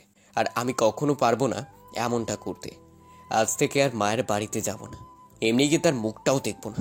এই বলে বাসায় চলে আসছিলাম, তখনই ফোনটা বেজে উঠলো। তাকে দেখি অপরিচিত নাম্বার। তখন ফোন রিসিভ করার পর সালাম দিলাম। ওপাশ থেকে সালামের উত্তর নিয়ে বলল, কেমন আছো আমার মিষ্টি বর? তখন আমি রাগী গলায় বললাম, ফাজলামো রেখে বলেন কে আপনি, নয়তো ফোন কেটে দিলাম। আরে এত রাগ করো কেন তুমি? আমি নীলা। ও আচ্ছা, তাহলে তুমি। আর আমায় কেন ফোন দিলেন এখন? আমি ফোন দিব না তো কে দিবে? তুমি আমার মিষ্টি বর। ধ্যাৎ, ফালতু কথা শোনার সময় নাই এখন, ফোন রাখো। কি ব্যাপার, আজ এত রেগে আছো যে? কারণ কি? তুমি যতই রাগ করো আর আমার কাছ থেকে দূরে থাকো, আমি তো তোমাকে আমার করেই নিব। আরো কিছু বলার আছে? আর ওই মায়ের কাছ থেকে 100 হাত দূরে থাকবে, ভুলেও ওর কাছে যাবে না, আর কোনো মেয়ের দিকে তাকাবে না, এই বলে দিলাম। আমি কার কাছে যাব না যাব, কার দিকে তাকাবো না তাকাবো সেটা আমার ব্যাপার, তোমাকে নাক গলাতে বলিনি। আমার ফোনে আর কল দিবে না, এই বলে দিলাম। তুমি চাই বলো, তা আমার কিচ্ছু চাই আসে না, আমি শুধু তোমাকে চাই। আর একটা কথা, আমি আমার আব্বুকে তোমাদের বাড়িতে পাঠাবো বিয়ের কথা বলতে খুব তাড়াতাড়ি। এই বলে নীলা ফোন কেটে দিল। আমি আর কিছু না ভেবে বাসায় চলে আসলাম। এসে রুমে গিয়ে শুয়ে রইলাম। রাতে বোন এসে খাবার খাওয়ার জন্য ডেকে গেল। আমি খাবারকে সোজা রুমে চলে আসলাম। এসে ফোন বন্ধ করে ঘুমিয়ে গেলাম। ওদিকে মায়া খাবার খেয়ে তার রুমে গিয়ে আমায় ফোন দিতে গিয়ে দেখলো ফোন বন্ধ। তখন মায়া মনে মনে হাজারটা বকা দিয়ে শুয়ে পড়ল। সকালে মায়া একটু জলদি উঠে গেল। উঠে ফ্রেশ হয়ে মনে মনে বলতে লাগলো, মায়া, তোর ভালোবাসাকে পাওয়ার মিশন শুরু আজ থেকে। তাহলে প্রথম কাজটা শুরু করি এখন। আগে একটু জানটাকে দেখে তারপর বাকি কাজ করব। এই বলে মায়া নিচে আসলো। তখন মায়ের আম্মু মায়াকে দেখে অবাক হয়ে বলল, এটা আমি কাকে দেখছি? না, এটা হতে পারে না, এটা নিশ্চয়ই স্বপ্ন দেখছি। তখন মায়া তার আম্মুকে বলল, কি উল্টা পাল্টা বলছো মা? তুই কি সত্যি আমার মেয়ে মায়া? এখন দাঁড়িয়ে আছিস? তো তোমার কি মনে হয় আমি ভূত? না, তা নয়, দাঁড়া, একটা চিমটি কেটে দেখছি। তখন মায়ের আম্মু তার নিজের শরীরে চিমটি কেটে বলল, না, ব্যথা পেয়েছি, তার মানে সত্যি। তখন মায়া কিছু বলতে যাবে তার আগেই মায়ের আব্বু এসে তখন বলল, কি সত্যি মায়ার আম্মু? দেখো তো এটা কে? তখন মায়ের আব্বু দেখে বলল, এটা তো মায়া। এ কি রে মা, তোর শরীর ঠিক আছে তো? তুই এত সকালে উঠলি? তোমরা কি শুরু করলে বলো তো সকাল সকাল? কি শুরু করলাম আবার? আমার মেয়ে এত সকালে উঠবে আমি তো ভাবতেই পারিনি। যে মেয়ে 10টার আগে ঘুম থেকে উঠতে চায় না, সে মেয়ে আজ 6টার আগে উঠে গেল একদম ফ্রেশ হয়ে। কেন উঠতে পারি না বুঝি? উঠতে পারিস, কিন্তু হঠাৎ করে আজ এত সকালে উঠলি কি জন্য? একটু কাজ আছে, নীরবের বাসায় যেতে হবে। এত সকালে তাই বলে? কিছুক্ষণ পর এসে তারপর ভার্সিটি যাব। কি এমন কাজ বলতো? এত কারণ জিজ্ঞেস করো কেন? আমি কি পালিয়ে যাচ্ছি কোনো ছেলে নিয়ে? এমনি কাজ আছে তাই যাচ্ছি। আরে এত রাগ করার কি আছে, যা তাড়াতাড়ি চলে আসবি। কি রাগী মেয়ে দেখছো, কিছুই বলা যায় না। তোমার মতো হয়েছে একদম। আমার চেয়েও বেশি রাগী হয়েছে। তখন মায়া বলল, আমি যাচ্ছি এখন। তারপর মায়া চলে আসলো বাসা থেকে বেরিয়ে। এসে হাঁটতে হাঁটতে চলে আসলো আমার বাসায়। তখন এসে দেখলো আম্মু উঠে বসে আছে। তখন আম্মু মায়াকে দেখে বলল, আরে মায়া, এত সকালে কেমন আছিস? ভালো, তুমি কেমন আছো? ভালো। তা আজ আমাদের বাড়িতে এত সকালে কি মনে করে? কেন আসতে পারি না? আরে পাগলি, মন খারাপ করছিস কেন? তুই তো আর আমাদের বাসায় আসতে চাস না, তাই বললাম। কেন আসতে পারবি না? এটা তো তোর বাড়ি, যখন খুশি আসবি। এখন থেকে প্রতিদিন আসবো। আয় ঘরে বস। এখনো কেউ ওঠেনি। না, সবাই উঠতে উঠতে 9টা বাজতে পারে। ও, নীরব উঠছে। না, ঘুমাচ্ছে। এত সকালে উঠবে নীরব? আর মানুষ পেলি না কেন? কি হয়েছে? একটু কাজ আছে ওর সাথে। ও আচ্ছা, তাহলে তুই গিয়ে তোল। আমি একটু পাশের বাসায় যাচ্ছি। কিছুক্ষণ আগে এসে বললো একটু যেতে। গিয়ে শুনে আসি। তুই থাকিস, আমি আসছি 10 মিনিটের মাঝে। ঠিক আছে, যাও। আমি গিয়ে তুলছি নীরবকে এক্ষুনি। তখন আম্মু চলে গেল আর মায়া চলে আসলো। এসে দেখে আমার রুমের দরজা খোলা। তখন মায়া বলল, বাহ, ভালোই হয়েছে, রুমের দরজাটা খোলা রেখেছে। তখন মায়া রুমে গিয়ে দেখে আমি ঘুমিয়ে আছি। তখন মায়া দরজা বন্ধ করে বলল, ইস, কি কিউট লাগছে ঘুমের মধ্যে। মন চাইছে এক্ষুনি গিয়ে বুকে মাথা রেখে শক্ত করে জড়িয়ে ধরে চুপটি করে ঘুমিয়ে পড়তে। এই বলে মায়া আরো কাছে গিয়ে দাঁড়ালো আর এক দৃষ্টিতে তাকিয়ে রইল কিছুক্ষণ। তাকিয়ে হঠাৎ ঠোঁটের দিকে চোখ গেল। তখন মায়া তার ঠোঁটে কামড় দিয়ে বলল, ইস, এত মিষ্টি ঠোঁট, আমার দেখলেই নিজেকে সামলে রাখতে পারি না। কি করি এখন? দুষ্টু মন বলছে খেতে, ঠোঁট তোমায় ডাকছে। কি করি এখন? এই বলে মায়া তাকিয়ে রইল কিছুক্ষণ, যাওয়ার পর বলল, আর পারছি না নিজেকে সামলে রাখতে। যা হওয়ার হবে, আগে ঠোঁট খেয়ে নিই। তখন মায়া আমার গেঞ্জি দিয়ে পা বাঁধলো আর তার ওড়না দিয়ে হাত বাঁধলো, বেঁধে আমার বুকে বসে পড়লো। তখন আমার সাথে সাথেই ঘুম ভেঙে গেল। আর তাকিয়ে দেখি মায়া বসে আছে আমার উপর। আমি কিছু বলার আগেই তার ঠোঁট দিয়ে আমার কথা বলা বন্ধ করে দিল আর ঠোঁট খেতে লাগলো। 1 মিনিট যাওয়ার পর হঠাৎ আম্মু বাহির থেকে বলল, মায়া কই, তুই একটু জলদি আয় তো মা।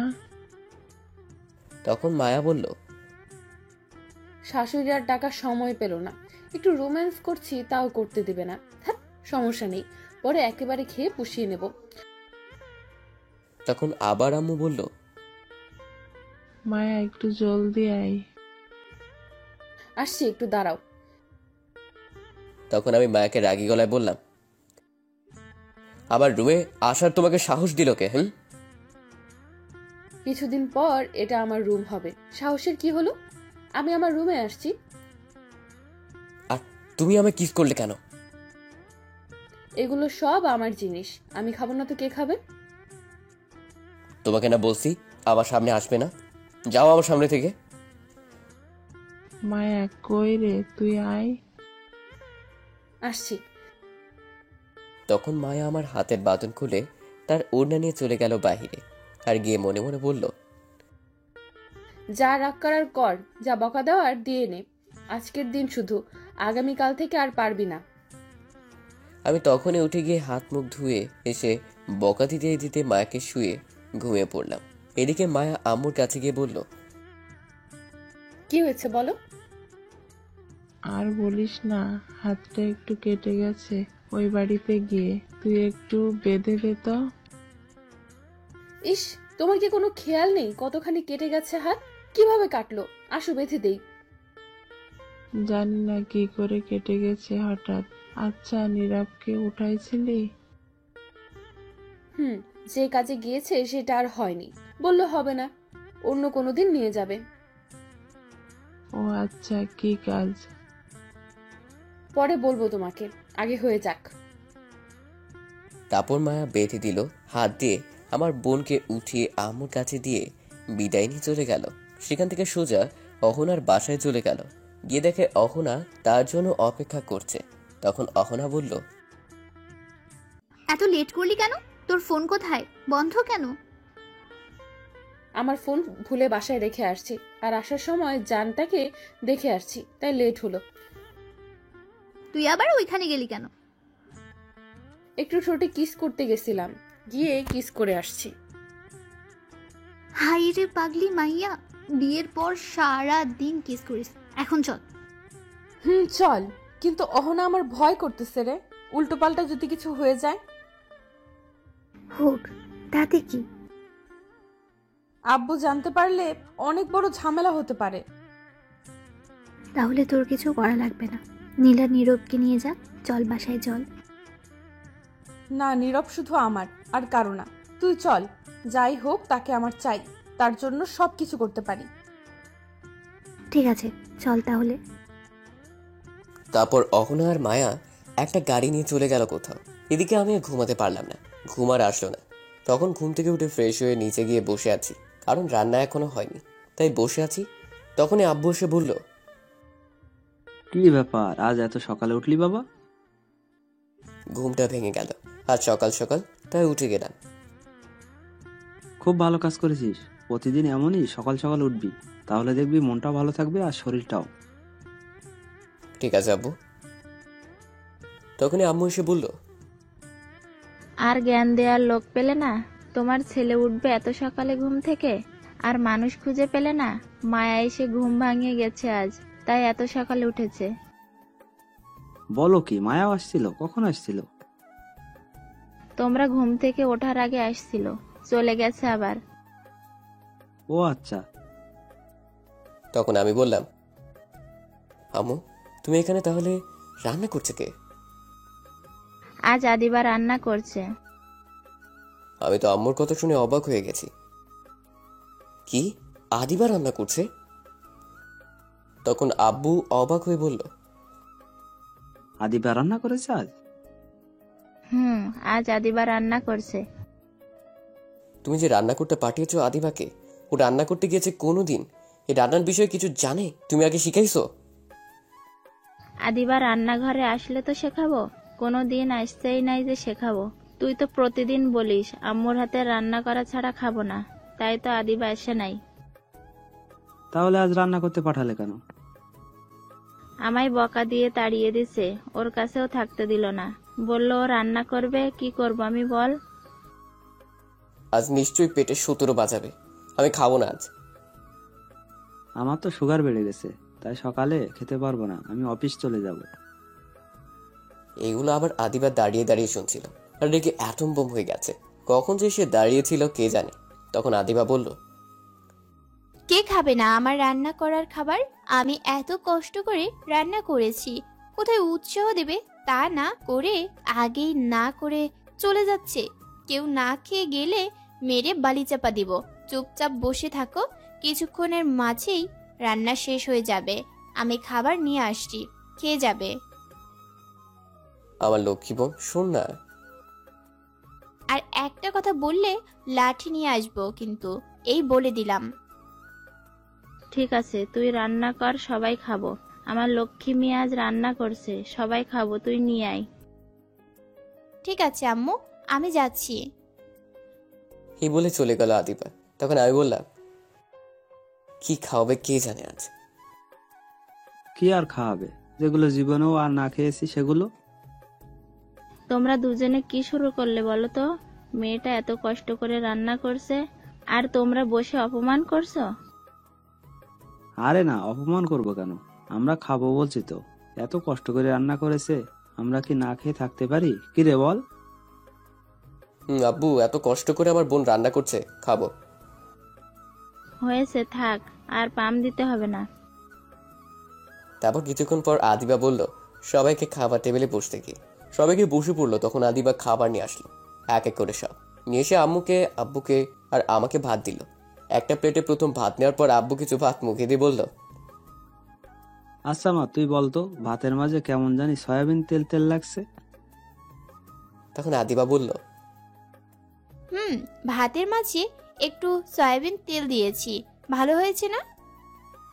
তখন আব্বু বলল, বাহ, শুনছো আমার মেয়ে কি করেছে আজ? প্রথম দেখলাম সয়াবিন তেলের ভাত হয়। খুব ভালো আবিষ্কার করেছিস। তারপর কি আছে দে মা। আব্বু, তোমরা থাকলে এর চেয়ে ভালো কিছু রান্না করে দিব। আম্মু তো ভাত নিয়ে নাড়াচাড়া করতে লাগলো চুপ করে। আর আমি তো সয়াবিন তেলের ভাত দেখে আরো আগেই শেষ। তখন আদিও আমার ভাতে ডিম ভাজা দিল, সবার ভাতেই দিল। তখন চিন্তা করলাম সয়াবিন তেল তো কিছু হবে না, খাওয়া যাবে। তখন একটু ভাজা মুখে দিয়ে খেয়ে আমি ভাবতে লাগলাম হাসবো না কাঁদবো। তখন আমি বললাম, বোন রে, ডিম ভাজা কি দিয়েছিস সেগুলা? বেশি কিছু দেইনি, আদা আর রসুন আর জিরা দিছি। আমি তো আদিবার কথা শুনে অজ্ঞান হয়ে যাওয়ার মতো অবস্থা। তখন নিজেকে সামলে বললাম, আদা রসুন আর জিরা দিয়ে ডিম ভাজা হয়? আগে তো জানতাম না। যাক, হাত বোন জানিয়ে দিল। তখন আব্বুর দিকে তাকিয়ে দেখে এখনই কান্না করে দিবে। তখন আব্বু বলল, আর কি রান্না করলি মা? আর মাছ ভর্তা। সেটা কি আদা রসুন দিয়ে? তবে পেঁয়াজ দিয়েছি সাথে। তখন আমি বললাম, আল্লাহ, কোন দিকে তুমি যদি ধুরি ফালাও আইসা পড়ি। ভাতে সয়াবিন তেল, ডিম ভাজা আদা রসুন, মাছ ভর্তায় আদা রসুন, জলদি দড়ি ফালাও। তখন আদিবা বলল, তোমরা খাচ্ছ না কেন? খাওয়া শুরু করো ভাইয়া, তুমিও এই ফালতু কথা রেখে দাও। এতক্ষণ আম্মু চুপ করে দুই গালে হাত দিয়ে দেখছিল আর শুনছিল। তখন আম্মু বলল, শোন মা, তুই যেগুলো রান্না করেছিস সেগুলো একটাও খাওয়ার যোগ্য না, সবগুলো নষ্ট করেছিস। কিছু রান্না করতে গেলে আগে শিখে নিবি, না জেনে কখনো রান্না করবি না। যেটা না পারিস সেটা করতে যাবি না। তোকে আমি না করার পরও গিয়ে করেছিস। এগুলো খেলে সোজা হাসপাতালে যেতে হবে। আমি বুঝতে পারছি আম্মু, ভুল হয়েছে। আমার রান্না না শিখে যাওয়া আমি মনে করেছি একদম সহজ। সরি। এখন থেকে আমি রান্না করলে দেখবি কি করে রান্না করি, তাহলে শিখে যাবি। আচ্ছা ঠিক আছে আম্মু। তখন আমি বললাম, আজ সকালে খাওয়া হলো না আর। আজ কষ্ট করে হোটেলে খেয়ে নিস বাবা। তখন আব্বু বলল, আর আমি কি করব?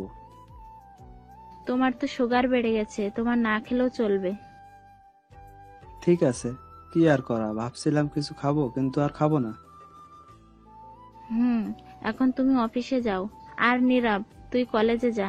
আদিবা আজ যাওয়ার দরকার নেই, কাজ আছে বাসায়। ঠিক আছে। তারপর আমি রুমে এসে রেডি হয়ে ব্যাগটা নিয়ে বেরিয়ে পড়লাম। জাহিদকে ফোন করে বলে দিলাম কলেজ চলে আসতে, সেখানে দেখা হবে। তারপর আমি গিয়ে একটা হোটেলে কিছু খেয়ে নিলাম, খেয়ে কলেজ চলে আসলাম। ততক্ষণে জাহিদ কলেজ চলে আসছে। জাহিদ মাঠের এক কোণায় বসেছিল। আমি কাছে যাওয়ার পর জাহিদ বলল, আসছিস দোস্ত তুই? আসছি। দোস্ত, আজ নীলা আসেনি কলেজে? খুব ভালো হয়েছে আজ আসেনি, নজর জালেই মারতো আজ। হয়তো বা। কি করলি, কোথাও গিয়েছিলি নাকি? লেট হলো আসতে? না, কিছু করেনি, হোটেলে খেয়ে আসছি। কেন, বাসায় রান্না করেনি আজ? রান্না করছে কিন্তু বোন করছে। আজ যেই রান্না করছে আমার বাপও খায়নি এই রান্না। কি এমন রান্না করেছে বলতো শুনি? তখন আমি সব খুলে বললাম। জাহিদ শুনে হাসতে হাসতে মাটিতে শুয়ে পড়লো। তখন আমি ঘুষি দিয়ে বললাম, শালা হাসা বন্ধ কর। রান্না না জানলে এমনই হবে। তারপর আরো কিছুক্ষণ আড্ডা দিয়ে চলে গেলাম ক্লাসে। তারপর ক্লাসে গিয়ে সবগুলো ক্লাস এক এক করে শেষ করে বের হলাম কলেজ থেকে। বের হয়ে ফোনটা হাতে নিয়ে সময়ের দিকে তাকালাম। তখন দেখলাম বিকেল 4টা বাজতে চলেছে। তখনই মায়ের আব্বুর ফোন আসলো। তার আমি ফোন রিসিভ করে সালাম দিলাম। ওপাশ থেকে সালামের উত্তর নিয়ে বলল, বাবা নীরব, মায়া কি তোমাদের বাসায়?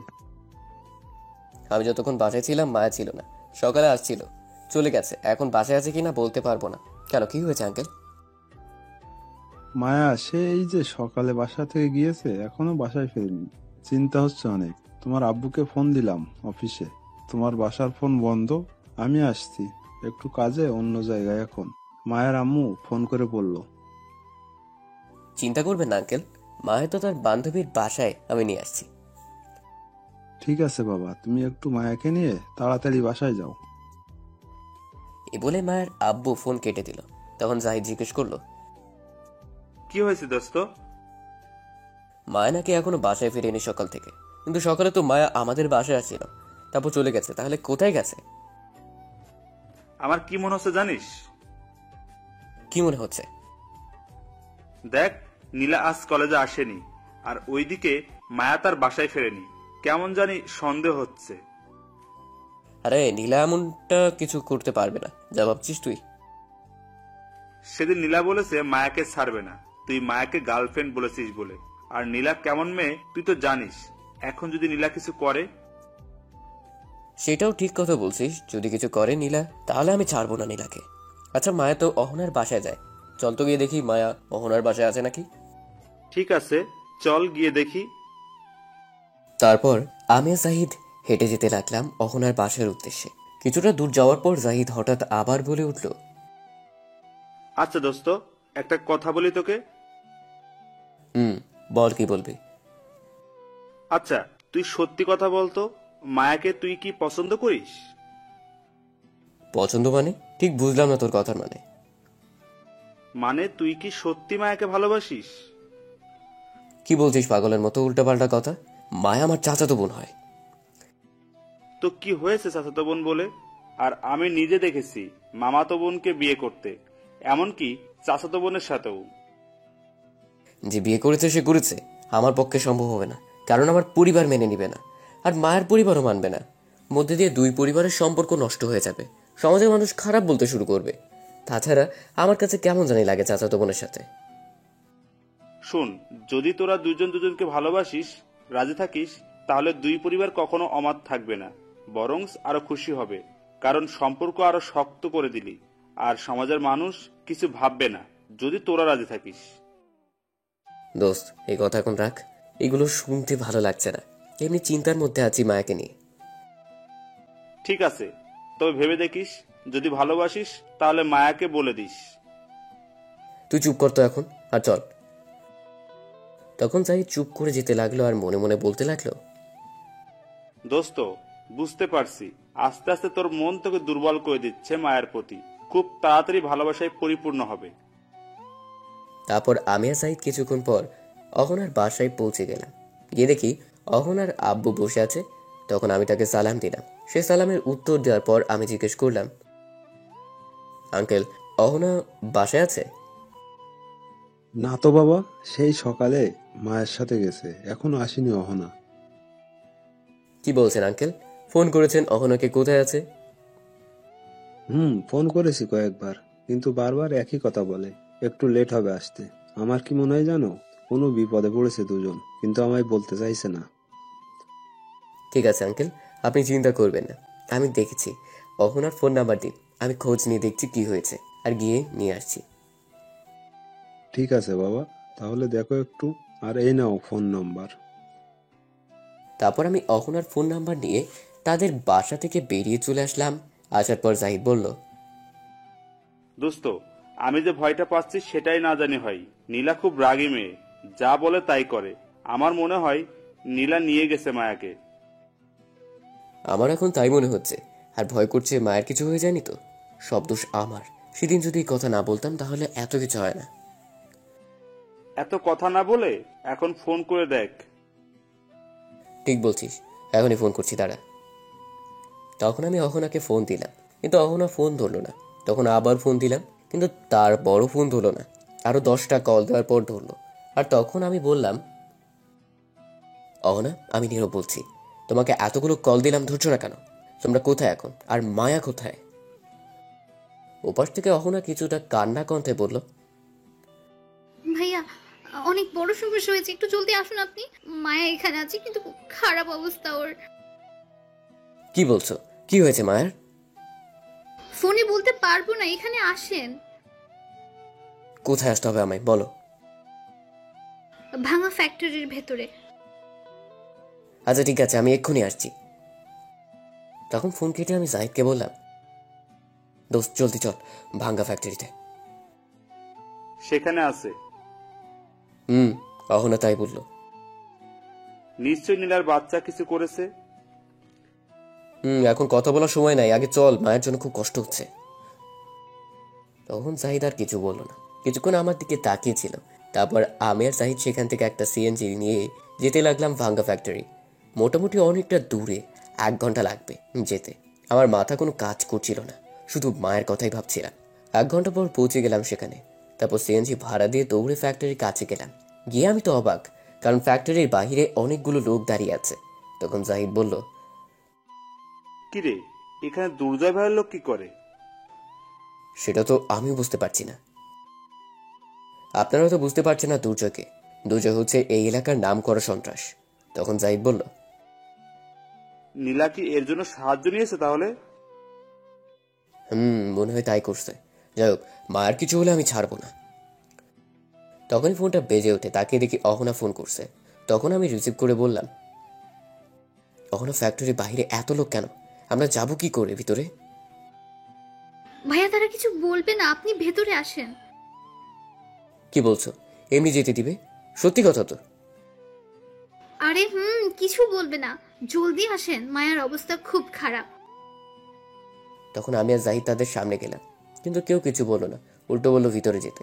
তখন আমি আর জাহিদ ভিতরে গিয়ে দেখি মায়া বাঁধা অবস্থায় পড়ে আছে, মুখে রক্ত, আর অহনা পাশে বসে আছে, তার গাল কেটে গেছে। তখন দেখলাম নীলা পাশে একটা হকি স্টিক নিয়ে দাঁড়িয়ে আছে, আর দুর্জয় ভাই সাথে আছে। তখন আমি বললাম, কে মারছে এই দুইজনকে? তখন দেখলাম নীলা দাঁড়িয়ে দাঁড়িয়ে হাসছে।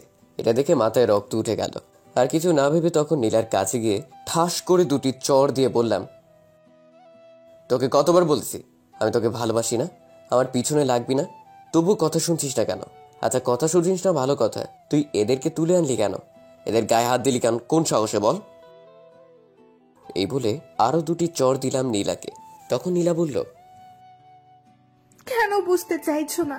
তোমাকে আমি অনেক ভালোবাসি। তুমি যত খুশি মারো, কিচ্ছু বলবো না, কিন্তু আমি তোমাকে আর কারো হতে দিব না। তোকে আমি কখনো বলেছি ভালোবাসি? তোকে কখনো ভালোবাসবো না আমি তোকে। প্লিজ, তুমি আমায় ফিরিয়ে দিও না। অনেক ভালোবাসি তোমাকে। তুমি যা বলবে আমি তা করব। তখন মায়াকে দেখলাম প্রচুর কাশতে লাগলো। তখন নীলাকে ছেড়ে দৌড়ে আমি মায়ের কাছে গেলাম। তখন দুর্জয় ভাই অহনাকে বলল, এটা কি সেই ছেলে?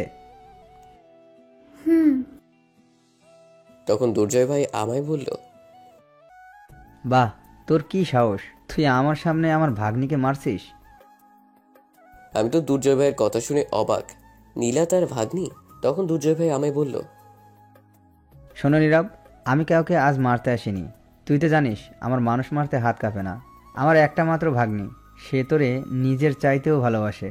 আমি তার ভালোবাসার মানুষকে তার কাছে ফিরিয়ে দিতে সব কিছু করতে পারি। কিন্তু শুনলাম তুই নাকি তাকে ভালোবাসিস না, মায়াকে ভালোবাসিস, আর মায়া নাকি তোকে ভালোবাসে। তাই মায়াকে নীলা নিয়ে আসছে কিডন্যাপ করে। আমি চেয়েছিলাম মায়াকে মেরে ফেলতে, যাতে তোকে নীলা পেয়ে যায়, কিন্তু পরে চিন্তা করলাম তোকে ডেকে নিয়ে আসি, কিছু কথা জিজ্ঞেস করি। তখন আমি দুর্জয় ভাইকে বললাম, বলুন ভাই। নীরব শোন, তোকে যেটা বলছি সেটার ভালো করে উত্তর দিবি, নয়তো এখানে তোদের সব কয়টাকে কেটে রেখে যাব। বলুন ভাই। তুই এই দুইজনের মধ্যে কাকে ভালোবাসিস, সত্যি করে বল। তখন আমি কোনো উত্তর দিলাম না, চুপ করে রইলাম।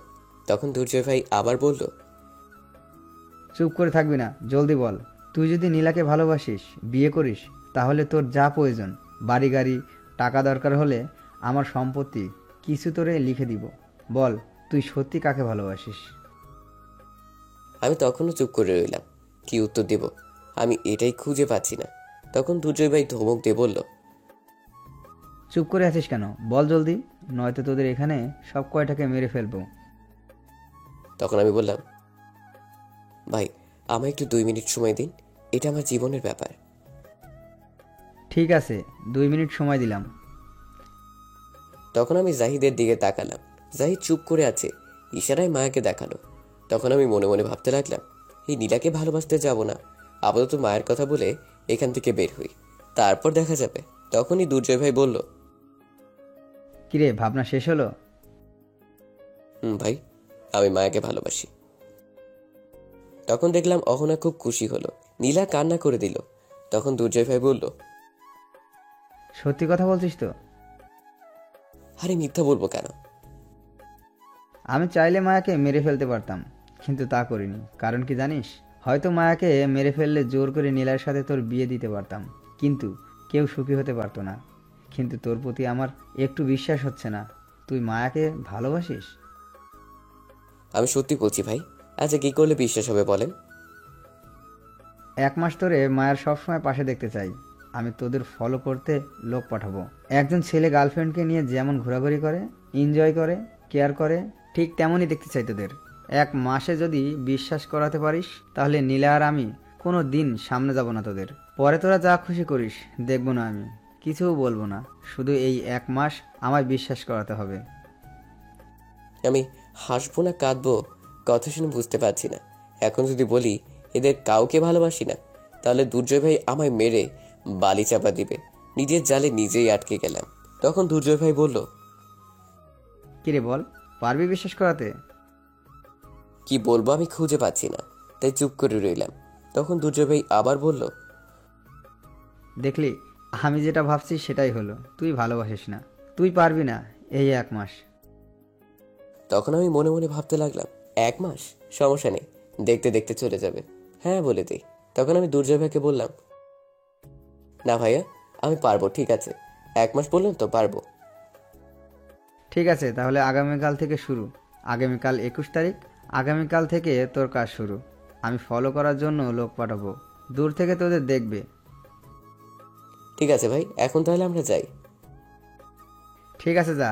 দাঁড়া, আমার গাড়ি দিয়ে যা। হাসপাতালে প্রথম যা, মায়াকে ট্রিটমেন্ট করে তারপর বাসায় যা। তারপর দুর্জয় ভাই তার গাড়িতে উঠিয়ে দিল, মায়াকে আমার সাথে দিল। আমার কোলে শুইয়ে দিল আর জাহিদ সামনে বসলো, অহনা পিছনে বসলো। তারপর সেখান থেকে গাড়ি হাসপাতালের উদ্দেশ্যে যেতে লাগলো। কিছুটা দূরে যাওয়ার পর জাহিদ বলল, দোস্ত কিছু বলিস না কেন? কাঁদিস কেন দোস্ত? সব উল্টাপাল্টা হয়ে গেছে। এখন এর সাথে 1 মাস ঘুরতে হবে, রোমান্স করতে হবে, সব কিছু করতে হবে।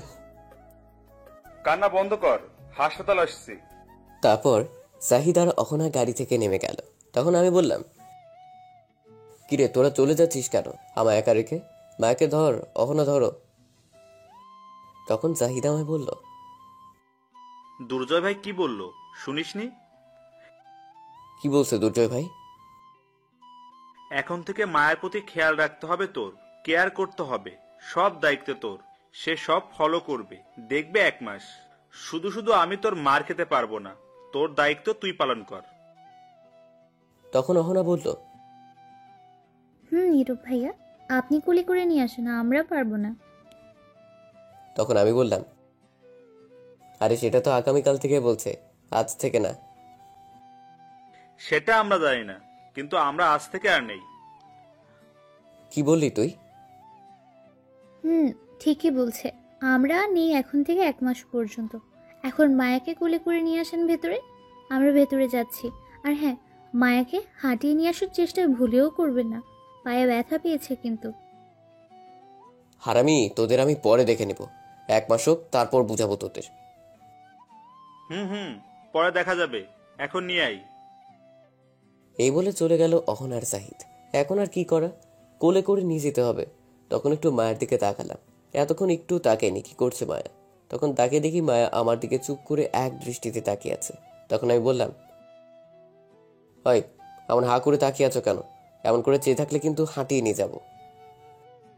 তখন মায়া তবুও কোনো কথা বলল না, চুপ করে রইল আর তাকিয়ে রইল আমার দিকে। তখন আমি আর কিছু না বলে মায়াকে কোলে নিলাম। কোলে নিয়ে তো আমি শেষ। বাবারে বাবা, কি ভারী রে, শয়তান কোনহানের, এত ওজন কেউ হয়? একটু ওজন কম হয়ে গেল না? এমনি শিশু মানুষ, শরীরে শক্তি নাই। তখন মায়া ফিক করে হেসে দিল।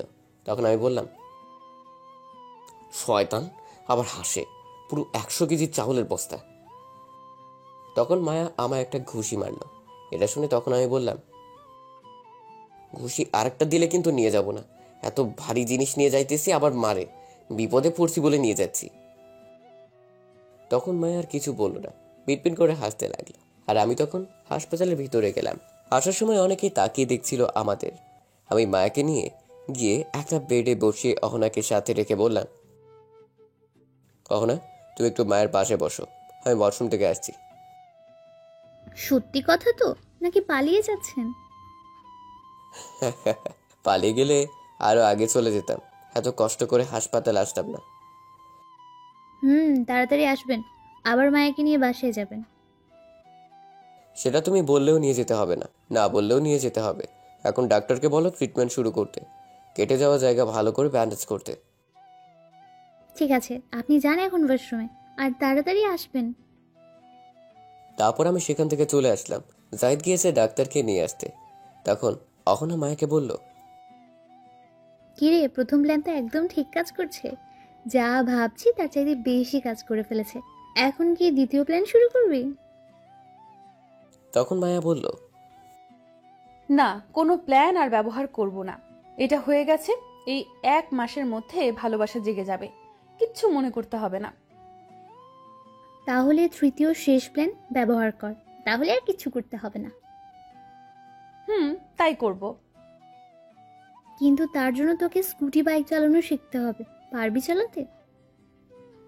পারবো, আমি সাইকেল চালানো পারি, আগেও একবার স্কুটি বাইক চালিয়েছি, বাসায় আছে এখনো। তাহলে তো খুব ভালো। এখন কথা হচ্ছে দূরে কোথাও যেতে হবে, কোথায় যাবি? ভাবছি আমার মনি খালার বাড়ি যাব, রূপগঞ্জে। এটা তো অনেক দূর হয়ে গেছে, আর একটু কাছে দেখ। না, সেখানে যাব, তাহলে একটু রোম্যান্স করতে পারবো। তোর মাথায় কি এই চিন্তা ছাড়া আর কিছু যায় না? সারাক্ষণ রোম্যান্স আর রোম্যান্স। না, আর কোনো চিন্তা যায় না। আচ্ছা, কবে যাবি তাহলে? আগামীকাল যাব। আজ একটু আদর পাইনি, আগামীকাল আদর পেতে হবে। ধ্যাত, তোকে নিয়ে আর পারি না। আগামীকাল কি দুর্জয় ভাইয়ের লোক আসবে? আগামীকাল সকালে আসবে, চিন্তা করতে হবে না। আচ্ছা যাই হোক, ব্যথা কি বেশি পেয়েছিস? আরে না, কিসের ব্যথা, এই হালকা কেটে যাওয়া, কিছু হয়নি, একদম ঠিক আছি। জাহিদ আসছে, সাথে ডাক্তার। চুপ। তখন ডাক্তার এসে মাকে ট্রিটমেন্ট শুরু করলো। কেটে যাওয়া জায়গা ব্যান্ডেজ করে দিল। তারপর ডাক্তার কিছু ওষুধ লিখে দিয়ে তার বিল নিয়ে চলে যায়। তখন জাহিদার অহনা মায়া কথা বলতে থাকে। এদিকে আমি ওয়াশরুম থেকে বের হয়ে আসছি, তখনই ফোনটা বেজে উঠল। তাকে দেখি মায়ার আব্বু। হেই রে, কাম সারছে। এখন কি বলবো আঙ্কেলকে? এইগুলো কিছু বলা যাবে না, বললে সমস্যা হবে, মিথ্যা কথা বলতে হবে। তখন আমি ফোন রিসিভ করে বললাম, আঙ্কেল মায়াকে পেয়েছি, চিন্তা করতে হবে না। কোথায় ছিল বাবা? কিছু হয়নি তো মায়ার? আরে না, কিছু হয়নি। অহনার বাসায় ছিল, অহনার সাথে একটু ঘরের কাজ করেছে, তাই বাসায় যেতে পারেনি। যাক, ভালো হয়েছে, কিন্তু আমায় একটাবার বলবে না? কত চিন্তা হচ্ছিল। মায়ের আম্মু তো কান্না করে দিছে। আচ্ছা থাক সেই কথা, মায়া কোথায়? মায়ের রুমে আছে, ফ্রেশ হচ্ছে। আমি বাহিরে এখনই নিয়ে আসছি। ঠিক আছে, তুমি তাড়াতাড়ি নিয়ে আসো বাসায়। আচ্ছা আঙ্কেল, তাহলে ফোন রাখছি। এই বলে ফোন কেটে চলে আসলাম মায়ার কাছে। এসে দেখি রেডি হয়ে আছে যাওয়ার জন্য। তখন মায়া বলল, চলো কোলে নিয়ে বাসায় চলো এখন। বাবা, তুমি যে ওজন নিয়ে আসতে আমার জান কয়লা কয়লা হয়ে গেছে। বিয়ের পর তো একে নিয়ে সারা জীবন থাকবে। বিয়ে করবো একে? দরকার নেই রে বাবা।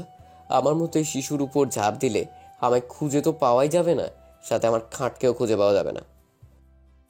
তখন সবাই ফিক করে হেসে দিল।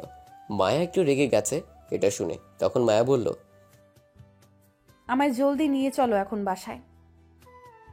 তখন আমি আর কি করব, জাহিদকে বললাম, জাহিদ একটা গাড়ি ঠিক কর, জলদি বাইরে গিয়ে আমি মায়াকে নিয়ে আসছি। অহনা তুমি যাও। তারপর জাহিদ আর অহনা চলে গেল। তখন আমি মায়াকে কোলে নিয়ে যাচ্ছি। তখন মায়া বলল, খুব কষ্ট হচ্ছে তাই না তোমার?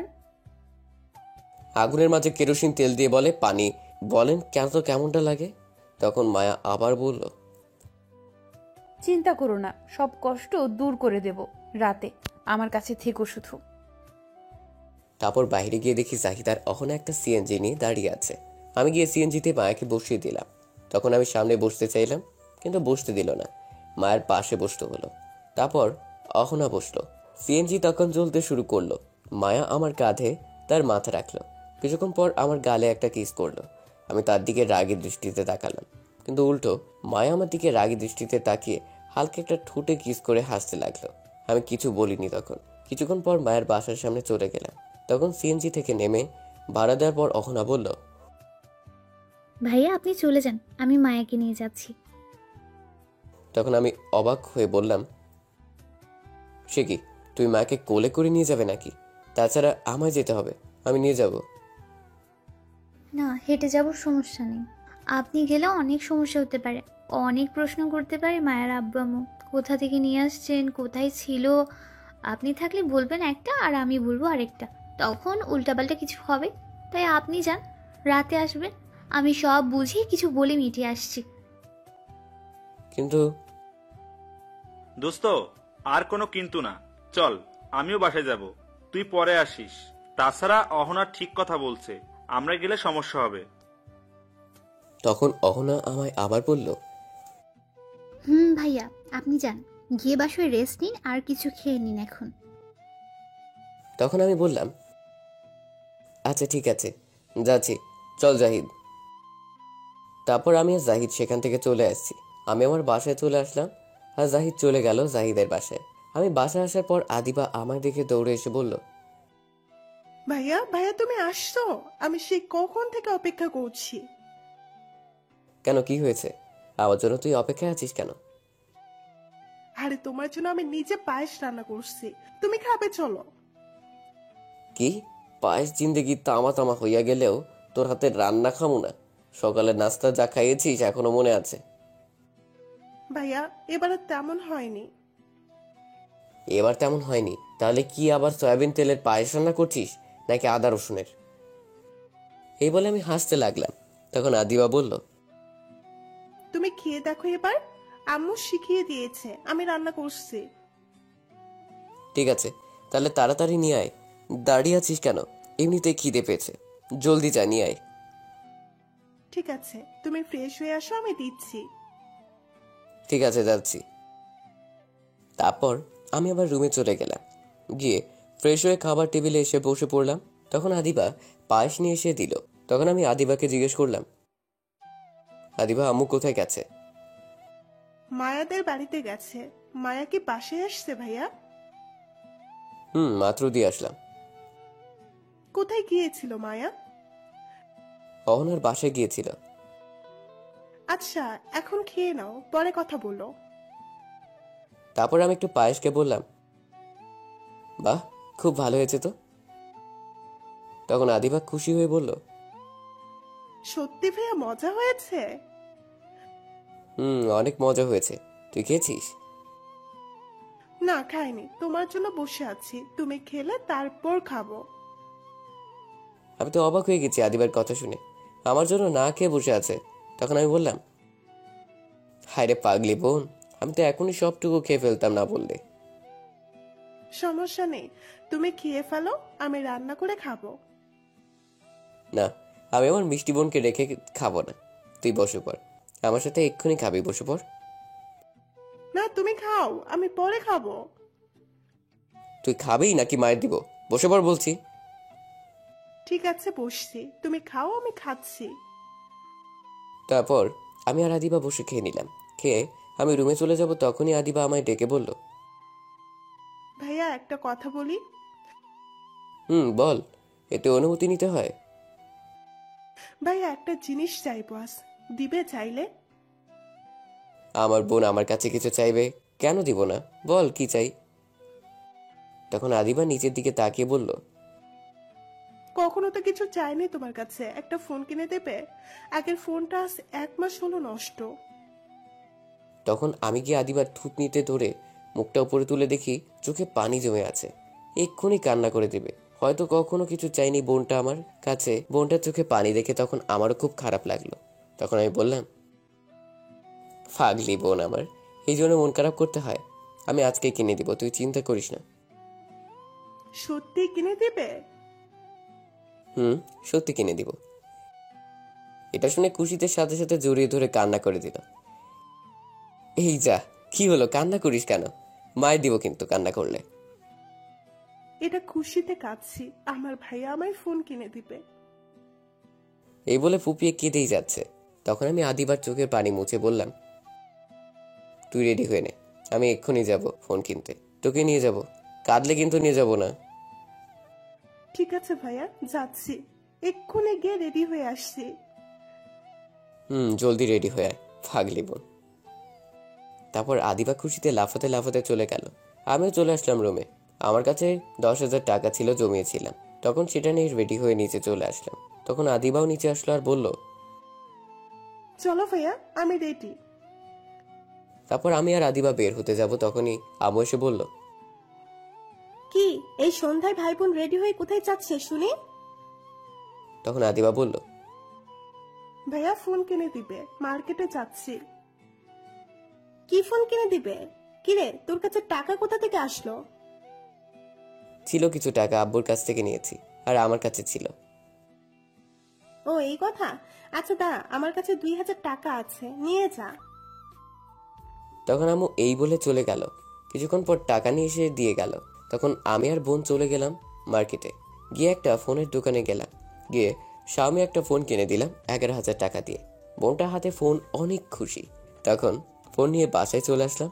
আসায় বোনটা খুশি হয়ে গালে কিস করলো, ধন্যবাদ দিল, আর খুশিতে অনেক কিছু বলেছে। তখন বোনটার রুমে কিছুক্ষণ আমি আম্মু বসেছিলাম, কথা বললাম। রাতে আব্বু বাসে আসলো। সবাই একসাথে খেয়ে যে যার রুমে চলে গেলাম। আমি গিয়ে শুয়ে পড়লাম। সকালে ঘুমিয়েছি, হঠাৎ নিজের উপর মনে হলো কেউ শুয়ে আছে। ঘুমের মধ্যে আর তাকালাম না। কিছুক্ষণ পর নিঃশ্বাস নিতে পারছি না, ঠোঁটগুলো কেউ বন্ধ করে দিয়েছে। তখনই বাধ্য হয়ে চোখ খুলে দেখি সামনে দুটি চোখ দেখা যায়, আর কিছু না। তখন ধাক্কা দিয়ে ফেলে দিলাম, দেখি মায়া। তখন আমি বললাম, হয় তুমি এখানে কেন? আর আমার উপরে কেন? কিস করতে কে বললো? এখনই তো দম বন্ধ হয়ে গিয়েছিল। কিস করা এটা আমার অধিকার। খুব মজা লাগছিল, ফেলে দিলে কেন আমায়? এখন চলে আসো, আবার কিস করব। ধ্যাৎ, যাও তো আমার রুম থেকে, নয়তো চিৎকার দিয়ে সবাইকে নিয়ে আসবো। নিয়ে আসো, আমিও বলবো তুমি উল্টাপাল্টা কিছু করতে চাইছো। এই যা, কি সাংঘাতিক মেয়ে! আমার ঘরে এসে আমায় থ্রেট দেয়। মান সম্মানের ব্যাপার। তখন আমি জিজ্ঞেস করলাম মায়াকে, আচ্ছা কিসের জন্য আসছো বলো? উঠে ফ্রেশ হয়ে নাও, আমরা একটা জায়গায় যাব। আমি যাব না, তুমি যাও। তাহলে আমি দুর্জয় ভাইকে ডাকি, না গেলে? তখন আমি একটু ভয় পেয়ে গেলাম আর বললাম, এই না না, আমি যাচ্ছি, ফ্রেশ হয়ে আসছি, যাবো আমি। গুড বয়, জলদি যাও। তারপর উঠে ফ্রেশ হতে চলে গেলাম। ফ্রেশ হয়ে এসে দেখি মায়া আমার ঘর গুছিয়ে দিয়েছে, সাথে বিছানায় একটা শার্ট আর প্যান্ট রেখে দিয়েছে। পাশে মায়া বসে আছে। তখনই মায়া আমায় দেখতে পেল আর অদ্ভুত নেশা দৃষ্টিতে তাকিয়ে বলল, ইস, কি হট লাগছে তোকে, মন চাইছে আয় না একটু আদর করি তোকে এখন। কি লিচু মাইয়া, একটু শরম নাই? তখন মায়া আবার বলল, দাঁড়া, আমি এসে আদর করছি। এই না না, একদম কাছে আসবে না বলে দিলাম, নয়তো আমি যাব না। ঠিক আছে ঠিক আছে, এখন এগুলো পরে নাও, বিয়ের পর তো আর বাধা দিতে পারবে না, তখন সব পুষিয়ে নেব। আমি তোমার পছন্দ মতো পরবো কেন? আমার যেটা পছন্দ সেটা পরবো, কিন্তু এটা পরবো না। বারবার রাগ তুলিস কেন বলতো? এত কথা বলে চুপচাপ এগুলো পরে নে এখন, নয়তো মাইট দিব। ঠিক আছে, তুমি নিচে যাও, আমি এটা পরে আসছি। সত্যি তো এটা পরে আসবি? সত্যি বলছি, যাও। ঠিক আছে, আয় তাহলে আমি যাচ্ছি। এই বলে মায়া চলে গেল। তখন আমি রেডি হতে লাগলাম। মায়া থাকলে আরো দুষ্টুমি করবে, তাই নিচে যেতে বললাম। কিছুক্ষণ পর রেডি হয়ে নিচে গেলাম। গিয়ে দেখি মায়া আর আদিবা বসে আছে খাবার টেবিলে। তখন আমিও গিয়ে বসলাম। তখন আম্মু এসে সবাইকে খাবার দিল। খাবার খেয়ে উঠা মাত্রই আম্মু বলল, নীরব, মায়ের সাথে একটু যা তো। কোথায় যাই? যাচ্ছি, আর বলা লাগবে না। সাবধানে যাস। তারপর মায়ের সাথে আমি বাসার বাহিরে চলে আসলাম। তখন এসে মায়াকে বললাম, কোথায় যাবে তুমি এখন? রূপগঞ্জে যাব, আমার খালামুনির বাসায়। কি, এত দূরে? বাবা, আমি যাব না, তুমি যাও একা। একটু সামনে তাকিয়ে দেখ তো কে। কে? কোথায়? সামনের রাস্তায়, ভালো করে। তখন আমি তাকিয়ে দেখি দুর্জয় ভাই বসে আছে গাড়িতে। তখন একটু ভয় পেয়ে গেছি আর বললাম, ঠিক আছে চলো যাচ্ছি, কিন্তু যাব কি করে? কেন, আমার স্কুটি বাইক দিয়ে যাব, এই তো সামনে। এই বাইক দিয়ে গেলে 3 দিন লাগবে, তাছাড়া আমি বাইক চালাবো না। তোমাকে কে বলেছে চালাতে? আমি চালাবো, তুমি পিছনে বসবে। কি, তুমি চালাবে? প্লিজ ছেড়ে দাও, আমাকে এখনো বিয়ে করিনি, এত আগে মরার ইচ্ছে নাই আমার। আমার ছায়ারা দাও। চুপ করে উঠে পড়ো, আমি তোমার চেয়ে ভালো চালাতে পারি। জানি, কতটুকু ভালো চালাতে পারো বলতে হবে না। আজাইরা কথা না বলে উঠে পড়ো। কি আর করা, দুর্জয় ভাইয়ের সামনে না চাইতেও বসে যেতে হবে, পিছনে কিছু বলতে পারবো না। তখন মায়া উঠে বসে পড়লো আর আমি উঠে বসে পড়লাম। পিছনে তখন মায়া আর টমটম স্কুটি বাইক চালু দিয়ে যেতে লাগলো। কিছুটা দূরে যাওয়ার পর বলল, কি হলো, ভালো করে জড়িয়ে ধরে বসো, এমন করে বসে থাকলে পড়ে যাবে। তুমি যে জোরে গাড়ি চালাচ্ছ, এর চেয়ে দ্রুত হেঁটে যাওয়া যাবে, আর ধরে বসে থাকা লাগবে না। তুমি ধরে বসছো না দেখে আমি আস্তে চালিয়ে যাচ্ছি, তুমি আমায় জড়িয়ে ধরে বসো, আমি জোরে চালাচ্ছি। মাথা খারাপ? আমার এই রাস্তায় তোমাকে জড়িয়ে ধরে বসে থাকবো? কখনো না। কত মানুষ রাস্তায় আছে, সবাই দেখবে। আরে আমার গাড়িতে সমস্যা কোথায়? মানুষ দেখলে দেখুক, বেশি কথা না বলে জড়িয়ে ধরে বসো, নয়তো গাড়ি থামিয়ে দুর্জয় ভাইকে বলবো। বারবার খালি ভয় দেখায় দুর্জয় ভাইয়ের। আচ্ছা, জড়িয়ে ধরে বসছি। কথা না শুনলে কি করব তাহলে? তখন আমি মায়ের কোমরে 2 হাত দিয়ে পেঁচিয়ে শক্ত করে ধরে বসে পড়লাম। তখন মায়া হালকা কেঁপে উঠল। তখন আমি বললাম, সমস্যা হচ্ছে, ছেড়ে দিব? না রে, ছাড়িস না, আরো শক্ত করে জড়িয়ে ধরে বসে থাক। ঠিক আছে, এখন দ্রুত গতিতে যাও, এত আস্তে গেলে হবে না। তখন মায়া দ্রুত গতিতে বাইক চালিয়ে যেতে লাগলো। তখন আমি একটু পিছনে তাকিয়ে দেখি দুর্জয় ভাইয়ের গাড়ি একটু দূরে আছে। 2 ঘন্টা পর একটা রাস্তায় ঢুকলো গাড়ি নিয়ে। রাস্তার 2 পাশেই ধান ক্ষেত, হালকা পানি আছে। অনেকটা জায়গা এমন দেখতে খুব ভালো লাগছিল। তখন একটু ভয় হলাম মায়ের সাথে দুষ্টমি করি, এই রাস্তায় কেউ নেই। যেই বলা সেই কাজ, মায়াকে শক্ত করে জড়িয়ে ধরে আরো কাছে চলে গেলাম, একদম মিশে গেলাম মায়ের সাথে। তখন মায়ের কাঁধে হালকাভাবে একটা কিস করলাম। মায়ের সাথে সাথে কেঁপে উঠলো। তখন আমি কিস করতে লাগলাম, আর আস্তে আস্তে কিস করতে করতে উপরে উঠতে লাগলাম। মায়া আদর পেয়ে গাড়ি চালানো ছেড়ে দিল, আর তার ফলে গাড়ি গিয়ে আমাদের সাথে নিয়ে পড়লো পানিতে। পানি ছিল অল্প ধান লাগানো, তাই বড় দুর্ঘটনা থেকে বেঁচে গেছি। তখন দুর্জয় ভাইয়ের লোক দৌড়ে এসে উঠালো আমাদের। তারা সবাই আমাদের দেখে হাসছিল।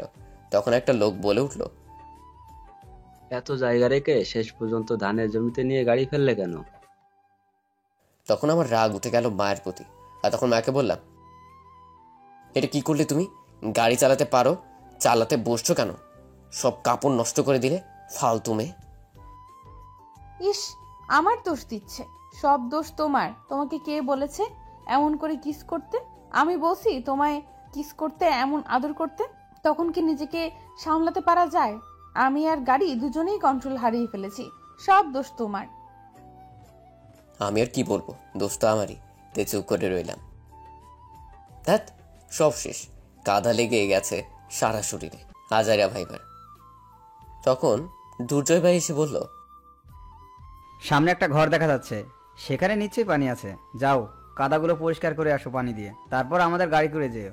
স্কুটি বাইক পানিতে পড়ার কারণে আর স্টার্ট নাও নিতে পারে, একটু দেখে চালাতে পারো না বাইক? তারপর আমি আর মায়ের সামনে বাড়িতে যাওয়ার আগে একটা ছোট পুকুর দেখতে পেলাম, পানি ভালো। তখন সেখান থেকে পরিষ্কার করে চলে আসছি। মায়া তখন বলল, আজ সূর্য কোন দিকে উঠেছে? আজ কি মনে করে আদর করলে বলো তো? হঠাৎ করে কি হলো?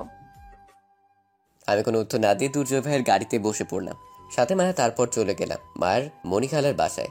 দুর্জয় ভাই আমাদের দিয়ে চলে গেল। মায়া অনেক রিকোয়েস্ট করছে আসার জন্য, কিন্তু সে কাজ দেখিয়ে চলে গেল আর বলে গেল মায়ের স্কুটি বাইক ঠিক করে দিয়ে যাবে তার লোক। ভিতরে যাওয়ার পর মায়া তার খালাকে বলল, কেমন আছো তুমি খালা?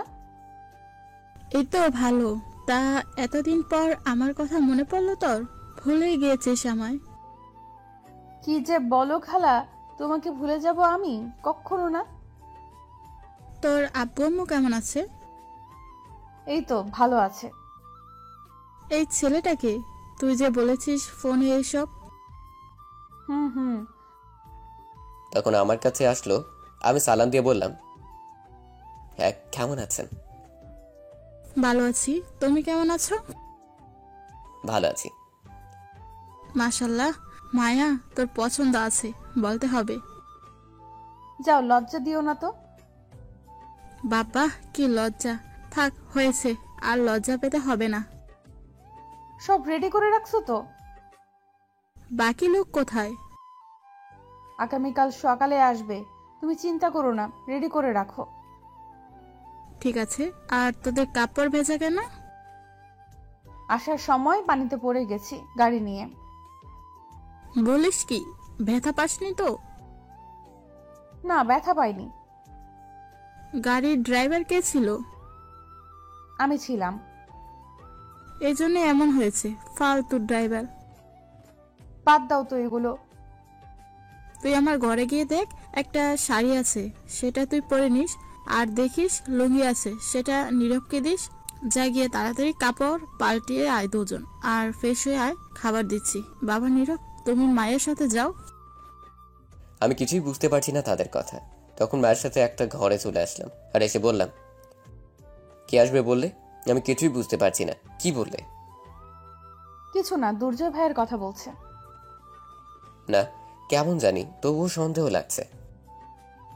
হ্যাঁ, তোমার তো অজয়ের সন্দেহ লাগবেই, তুমি মানুষই এমন।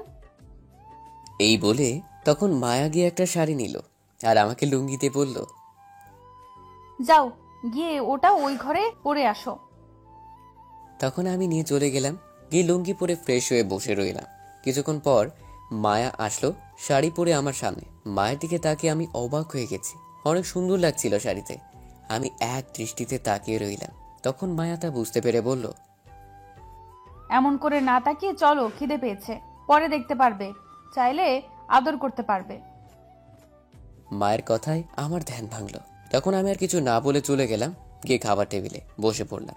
তখন মায়ার খালা আমাদের খাবার দিল। তারপর খাওয়া শেষে আমি চলে আসলাম রুমে। মায়া বসে আছে। তখন তার খালা বলল, তুই বসে থাক, আমি বাজার থেকে আসছি একটু। ঠিক আছে যাও, কিন্তু তোমার ছেলে আর ঝুমুর কোথায়? ঝুমুর গিয়েছে কলেজে, আর সুমন গিয়েছে সেখানে। আচ্ছা ঠিক আছে। তারপর মায়ের খালা চলে গেল। এখন ছোট করে পরিচয় দিই। মায়ের খালু থাকে বিদেশে, আর সুমন হচ্ছে বড়, ভার্সিটি পড়ে। ঝুমুর কলেজে মাত্র উঠেছে। তারপর মায়া চলে আসলো আমার কাছে, এসে বলল, তোমাকে কিছু বলার আছে। বলো, কি বলবে? তখন মায়ের শাড়ির আঁচল ফেলে দিল। তখন আমি এটা দেখে চোখে হাত দিয়ে বললাম, কি করছো তুমি এগুলো? আঁচল তুলো। একটু ভালো করে তাকাও আমার দিকে, তাহলে বুঝতে পারবে কেন ফেলছি। তখন আমি একটু তাকিয়ে দেখি কোমরে অনেকগুলো দাগ, কিসের জানি, হয়তো পিঠেও আছে আরো। তখন আমি অবাক হয়ে বললাম, এগুলো কিসের দাগ? তোমাকে কিছু সত্যি কথা বলতে এখানে নিয়ে আসছি, কারণ আমি আর পারছি না। 2টা বছর ভালোবেসে কষ্ট সহ্য করছি, আর পারছি না আমি। কি বলো? তুমি কি জানো নীলা কেন তোমার পিছু ছাড়তে বাধ্য হয়েছে? আমি সেটাই ভাবছিলাম, কি করে আর নীলা বিরক্ত করা ছেড়ে দিবে বলল। তুমি একবার চিন্তা করছো নীলার আব্বু আম্মু কেন তার পরের দিন আসেনি? কেন আসেনি একটু বলো তো, কারণ কি এগুলোর? আমি মামাকে দিয়ে থ্রেট দিয়েছি যাতে তোমার বাসায় না যায় বিয়ের কথা বলতে। আমি তো অবাক হয়ে গেছি শুনে। তখন মায়া আবার বলতে শুরু করলো, নীলা সেদিন সত্যিই আমায় তুলে নিয়ে গিয়েছিল মারতে। আমরা সেদিন গিয়েছি দুর্জয় ভাইয়ের সাথে কথা বলতে, কিন্তু উল্টো আমাদের তুলে নিয়ে গেল। ভাগ্য ভালো অহনা লুকিয়ে দুর্জয় ভাইকে ফোন করেছে, কারণ লোকগুলো ছিল দুর্জয় ভাইয়ের। আমি বলেছি ফোন করে আমার কথা বলতে দুর্জয় ভাইকে। আর একটা কথা, তোমাকে ভাগ্নি যে বললো সেটা নীলা না, আমি তার ভাগ্নি, কিন্তু আপন না। সেদিন সে আমায় বাঁচিয়েছে। নীলাকে সেদিন সে অনেক হুমকি দিয়েছে, মেরে ফেলতে চেয়েছে, কিন্তু তা না করতে তোমার মুখ থেকে শুনতে চেয়েছি তুমি কাকে ভালোবাসো। তারপর তো তুমি বললে আমায় ভালোবাসো। আমাদের হসপিটালে পাঠিয়ে নীলাকে বাসায় দিয়ে এসে হুমকি দিয়েছে যাতে তোমার পিছনে না ঘুরে। তুমি যখন বাসায় দিয়ে আসলে তখন আমি আব্বু আম্মুকে সব খুলে বলে দিয়েছি তোমাকে ভালোবাসি, আর আব্বু তখন অনেক রাগ করে। সেখানে তোমার আম্মু ছিল, অহনা চলে গিয়েছিল। বিশ্বাস করো, আব্বু লাঠি দিয়ে অনেক মারছে এর জন্য, কারণ আমরা চাচাতো ভাই বোন বলে অনেক মারছে। এই দাগগুলো সেগুলো আরও আছে পিঠে। সেদিন আব্বু 2বার মারছে আমায় রাগে, কিন্তু আমার একটুও কষ্ট হয়নি জানো, কারণ এই কষ্ট কিছুই না তোমাকে পাওয়ার জন্য। আমি আরো কষ্ট পেতে রাজি আছি, কিন্তু তোমাকে হারাতে রাজি নই। আর একটা কথা কি জানো, আম্মু আগেই জানতো আমি তোমাকে পছন্দ করি, কিন্তু কিছু বলতো না। সেদিন আম্মুও আমায় সাথে মারছে। তোমার আম্মু না থাকলে মৃত্যু হতো সেদিন, তোমার আম্মু বাঁচিয়েছে। আর কিছু খেতে দেয়নি জানো, সারা রাত কান্না করছি। তোমার আম্মু বুঝিয়ে গেছে তাই আর মারেনি রাতে। এখন বলো আর কি করতে হবে তোমাকে পেতে?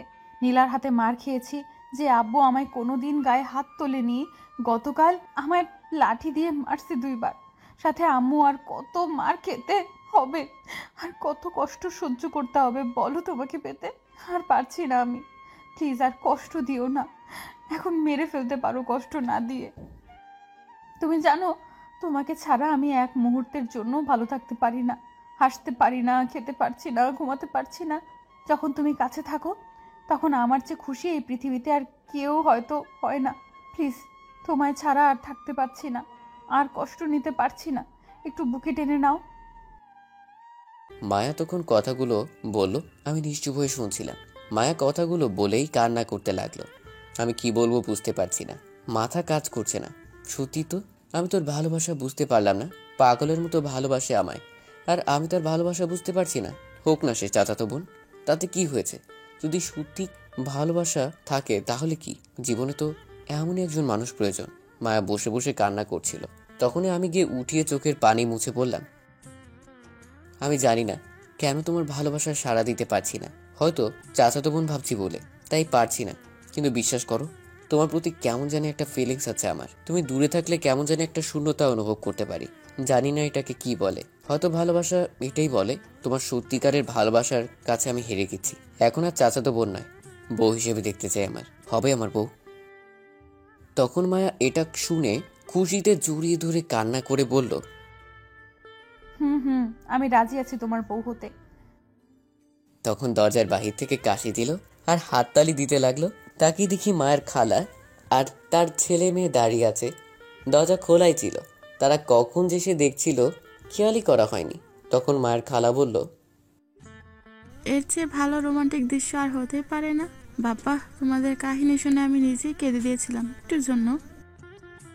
তখন তার মেয়ে ঝুমুর বলল, আম্মু আমিও। তাহলে আর দেখা দেখি কি, কাজে এখনই রাখছি। গিয়ে কাজী সাহেবকে বলে আয়। কিন্তু এখন কি সবাইকে না জানিয়ে বিয়ে করা ঠিক হবে? শোনো, যদি তোমরা বিয়ে করে ফেলো তারপর বাসা যাও তাহলে কিছু হবে না। কারণ মায়া তো আগেই বলে দিয়েছে, যদি তোমাদের সবাই তাড়িয়ে দেয় তাহলে আমার কাছে থাকবে এসে। ঠিক আছে? বিশ্বাস রাখো, সবাই মেনে নেবে। ঠিক আছে। কিরে মায়া, কথা বল। দেখলি, লজ্জায় একেবারে শেষ। মায়া লজ্জা পেয়ে আমার বুকে মুখ লুকিয়ে রাখলো। তখন মায়ের খালা বলল, তুমি কি জানো মায়া কেন এখানে নিয়ে এসেছে? তোমাকে বিয়ে করার জন্যই আসছে। তাই তো তখন আমি জিজ্ঞেস করছিলাম বাকি লোক কোথায়। এই সেই ছেলে। তখন আমি অবাক হয়ে বললাম, কি বলছেন? কিন্তু কোন লোকের কথা বলবেন? আরে দুর্জয় ভাই না, কি এর নাম, তার কথা বললাম। মায়া বলছে আসবে, তাই জিজ্ঞেস করলাম। ও আচ্ছা, ঠিক আছে। কিরে মায়া, এখন তো আয়, কাজ আছে অনেক, পরে সময় পাবি অনেক। তুমি যাও, আমি আসছি। তারপর মায়ের খালা চলে গেল আর মায়া তখন বলল, আমি তাহলে যাই এখন, পরে আসবো, তুমি বসে থাকো। ভাবছি কি আব্বু আম্মুকে বলবো। সমস্যা নেই, আগামীকাল আমরা চলে যাব, তখন গিয়ে একেবারে বলবো। ঠিক আছে, তাহলে তাই হবে। তারপর মায়া চলে গেল আর আমি বসে রইলাম। সন্ধ্যায় কাজে নিয়ে আসলো। আমি জাহিদকে ফোন করে সব বলে দিয়েছি, তাই জাহিদ এখানে আসছে। সাথে আমার আরো 2 বন্ধু আসলো। ফাহাদ আর সাব্বির আসার সময় শাড়ি আর আমার জন্য পাঞ্জাবি নিয়ে আসলো। তারপর কাজী বিয়ে পড়িয়ে চলে গেল। তখন আমি আর সব বন্ধুদের নিয়ে আড্ডা দিতে লাগলাম বাইরে। তখনই আম্মু কল দিল। ফোন রিসিভ করার পর বলল, কিরে আজ বাসায় কি আসবে না? না আম্মু, আমরা মায়ের খালার বাসায় আসছি, আগামীকাল আসবো, আজ আসতে দিল না। ঠিক আছে আয়। আর একটা কথা, তোর চাচার সাথে বসে আমরা একটা সিদ্ধান্ত নিয়েছিলাম। কি আম্মু? তোর আর মায়ের বিয়ের কথা বললাম। সামনের মাসে বিয়ে কিন্তু। সত্যি বলছো আম্মু? কিন্তু কি? কিন্তু তুই তো সেখানে গিয়ে বিয়ে করে ফেললি শুনলাম, আমাদের না বলে। ঠিক আছে আয় বাসায়, তারপর দেখাচ্ছি। আম্মু, তুমি কি করে জানলে? মায়া আর তোর বন্ধুরা বলছে। এই বলে ফোন কেটে দিল আম্মু। যাক, চিন্তা নেই, আম্মু তো রাজি আছে, সবাই রাজি আছে, কিছু মায়ের খেলে কিছু হবে না। তখন জাহিদ বলল, দেখলি তোর পরিবার সবাই রাজি। আমি আগেই বলেছিলাম তোরা রাজি থাকলে পরিবার কিছু বাধা দিতে পারবে না। ঠিক বলেছিস। তারপর আরো কিছু আড্ডা দিয়ে চলে আসলাম বাসর ঘরে। রুমে এসে দেখি মাত্র 10টা বাজে। গ্রাম তো, তাই সময় যেতে চায় না। মায়া ঘোমটা দিয়ে বসে আছে। তখন আমি দরজা বন্ধ করে কাছে আসার পর মায়া খাট থেকে নেমে সালাম করে বলল, চলো এখন শুরু করা যাক রোম্যান্স। এত জলদি না, একটু পর। আগে বলো, তুমি আম্মুকে সব বলছো কেন? আরে আমায় ফোন করে বলেছে তোমার আম্মু আমাদের বিয়ে ঠিক করেছে। কারণ আমি সকালে রাগ করে বাসা থেকে এসেছি, তাই আম্মু আব্বু সবাই কথা বলে ঠিক করেছে, তখন আমি বলে দিয়েছি। যাক, খুব ভালো কাজ করছো, চিন্তা কমিয়ে দিলে। তখন মায়া আমায় খাটে ধাক্কা দিয়ে ফেলে দিল আর বলল, হয়েছে, অনেক দিন ধরে আদর করতে পারি না, আজ সব আদর করব। আর একটা কথা, আমার 2টা বেবি লাগবে কিন্তু তোমার মতো। ঠিক কি আর করা, একটু কষ্ট বেশি করতে হবে, আমার সিনিয়র বউ। চলো শুরু করি তাহলে। এই বলে মায়া আমার উপর ঝাঁপিয়ে পড়লো, আমার ঠোঁটগুলো তার দখলে নিয়ে নিল, তারপর কিস করতে লাগলো। তারপর না, আর বলবো না, লজ্জা করে। আর বেশি গভীরে গিয়ে লাভ নেই, বাকিটা ইতিহাস। এই ইতিহাস জানতে হলে বিয়ে করে বাসর ঘরে যান, তাহলেই জানতে পারবেন।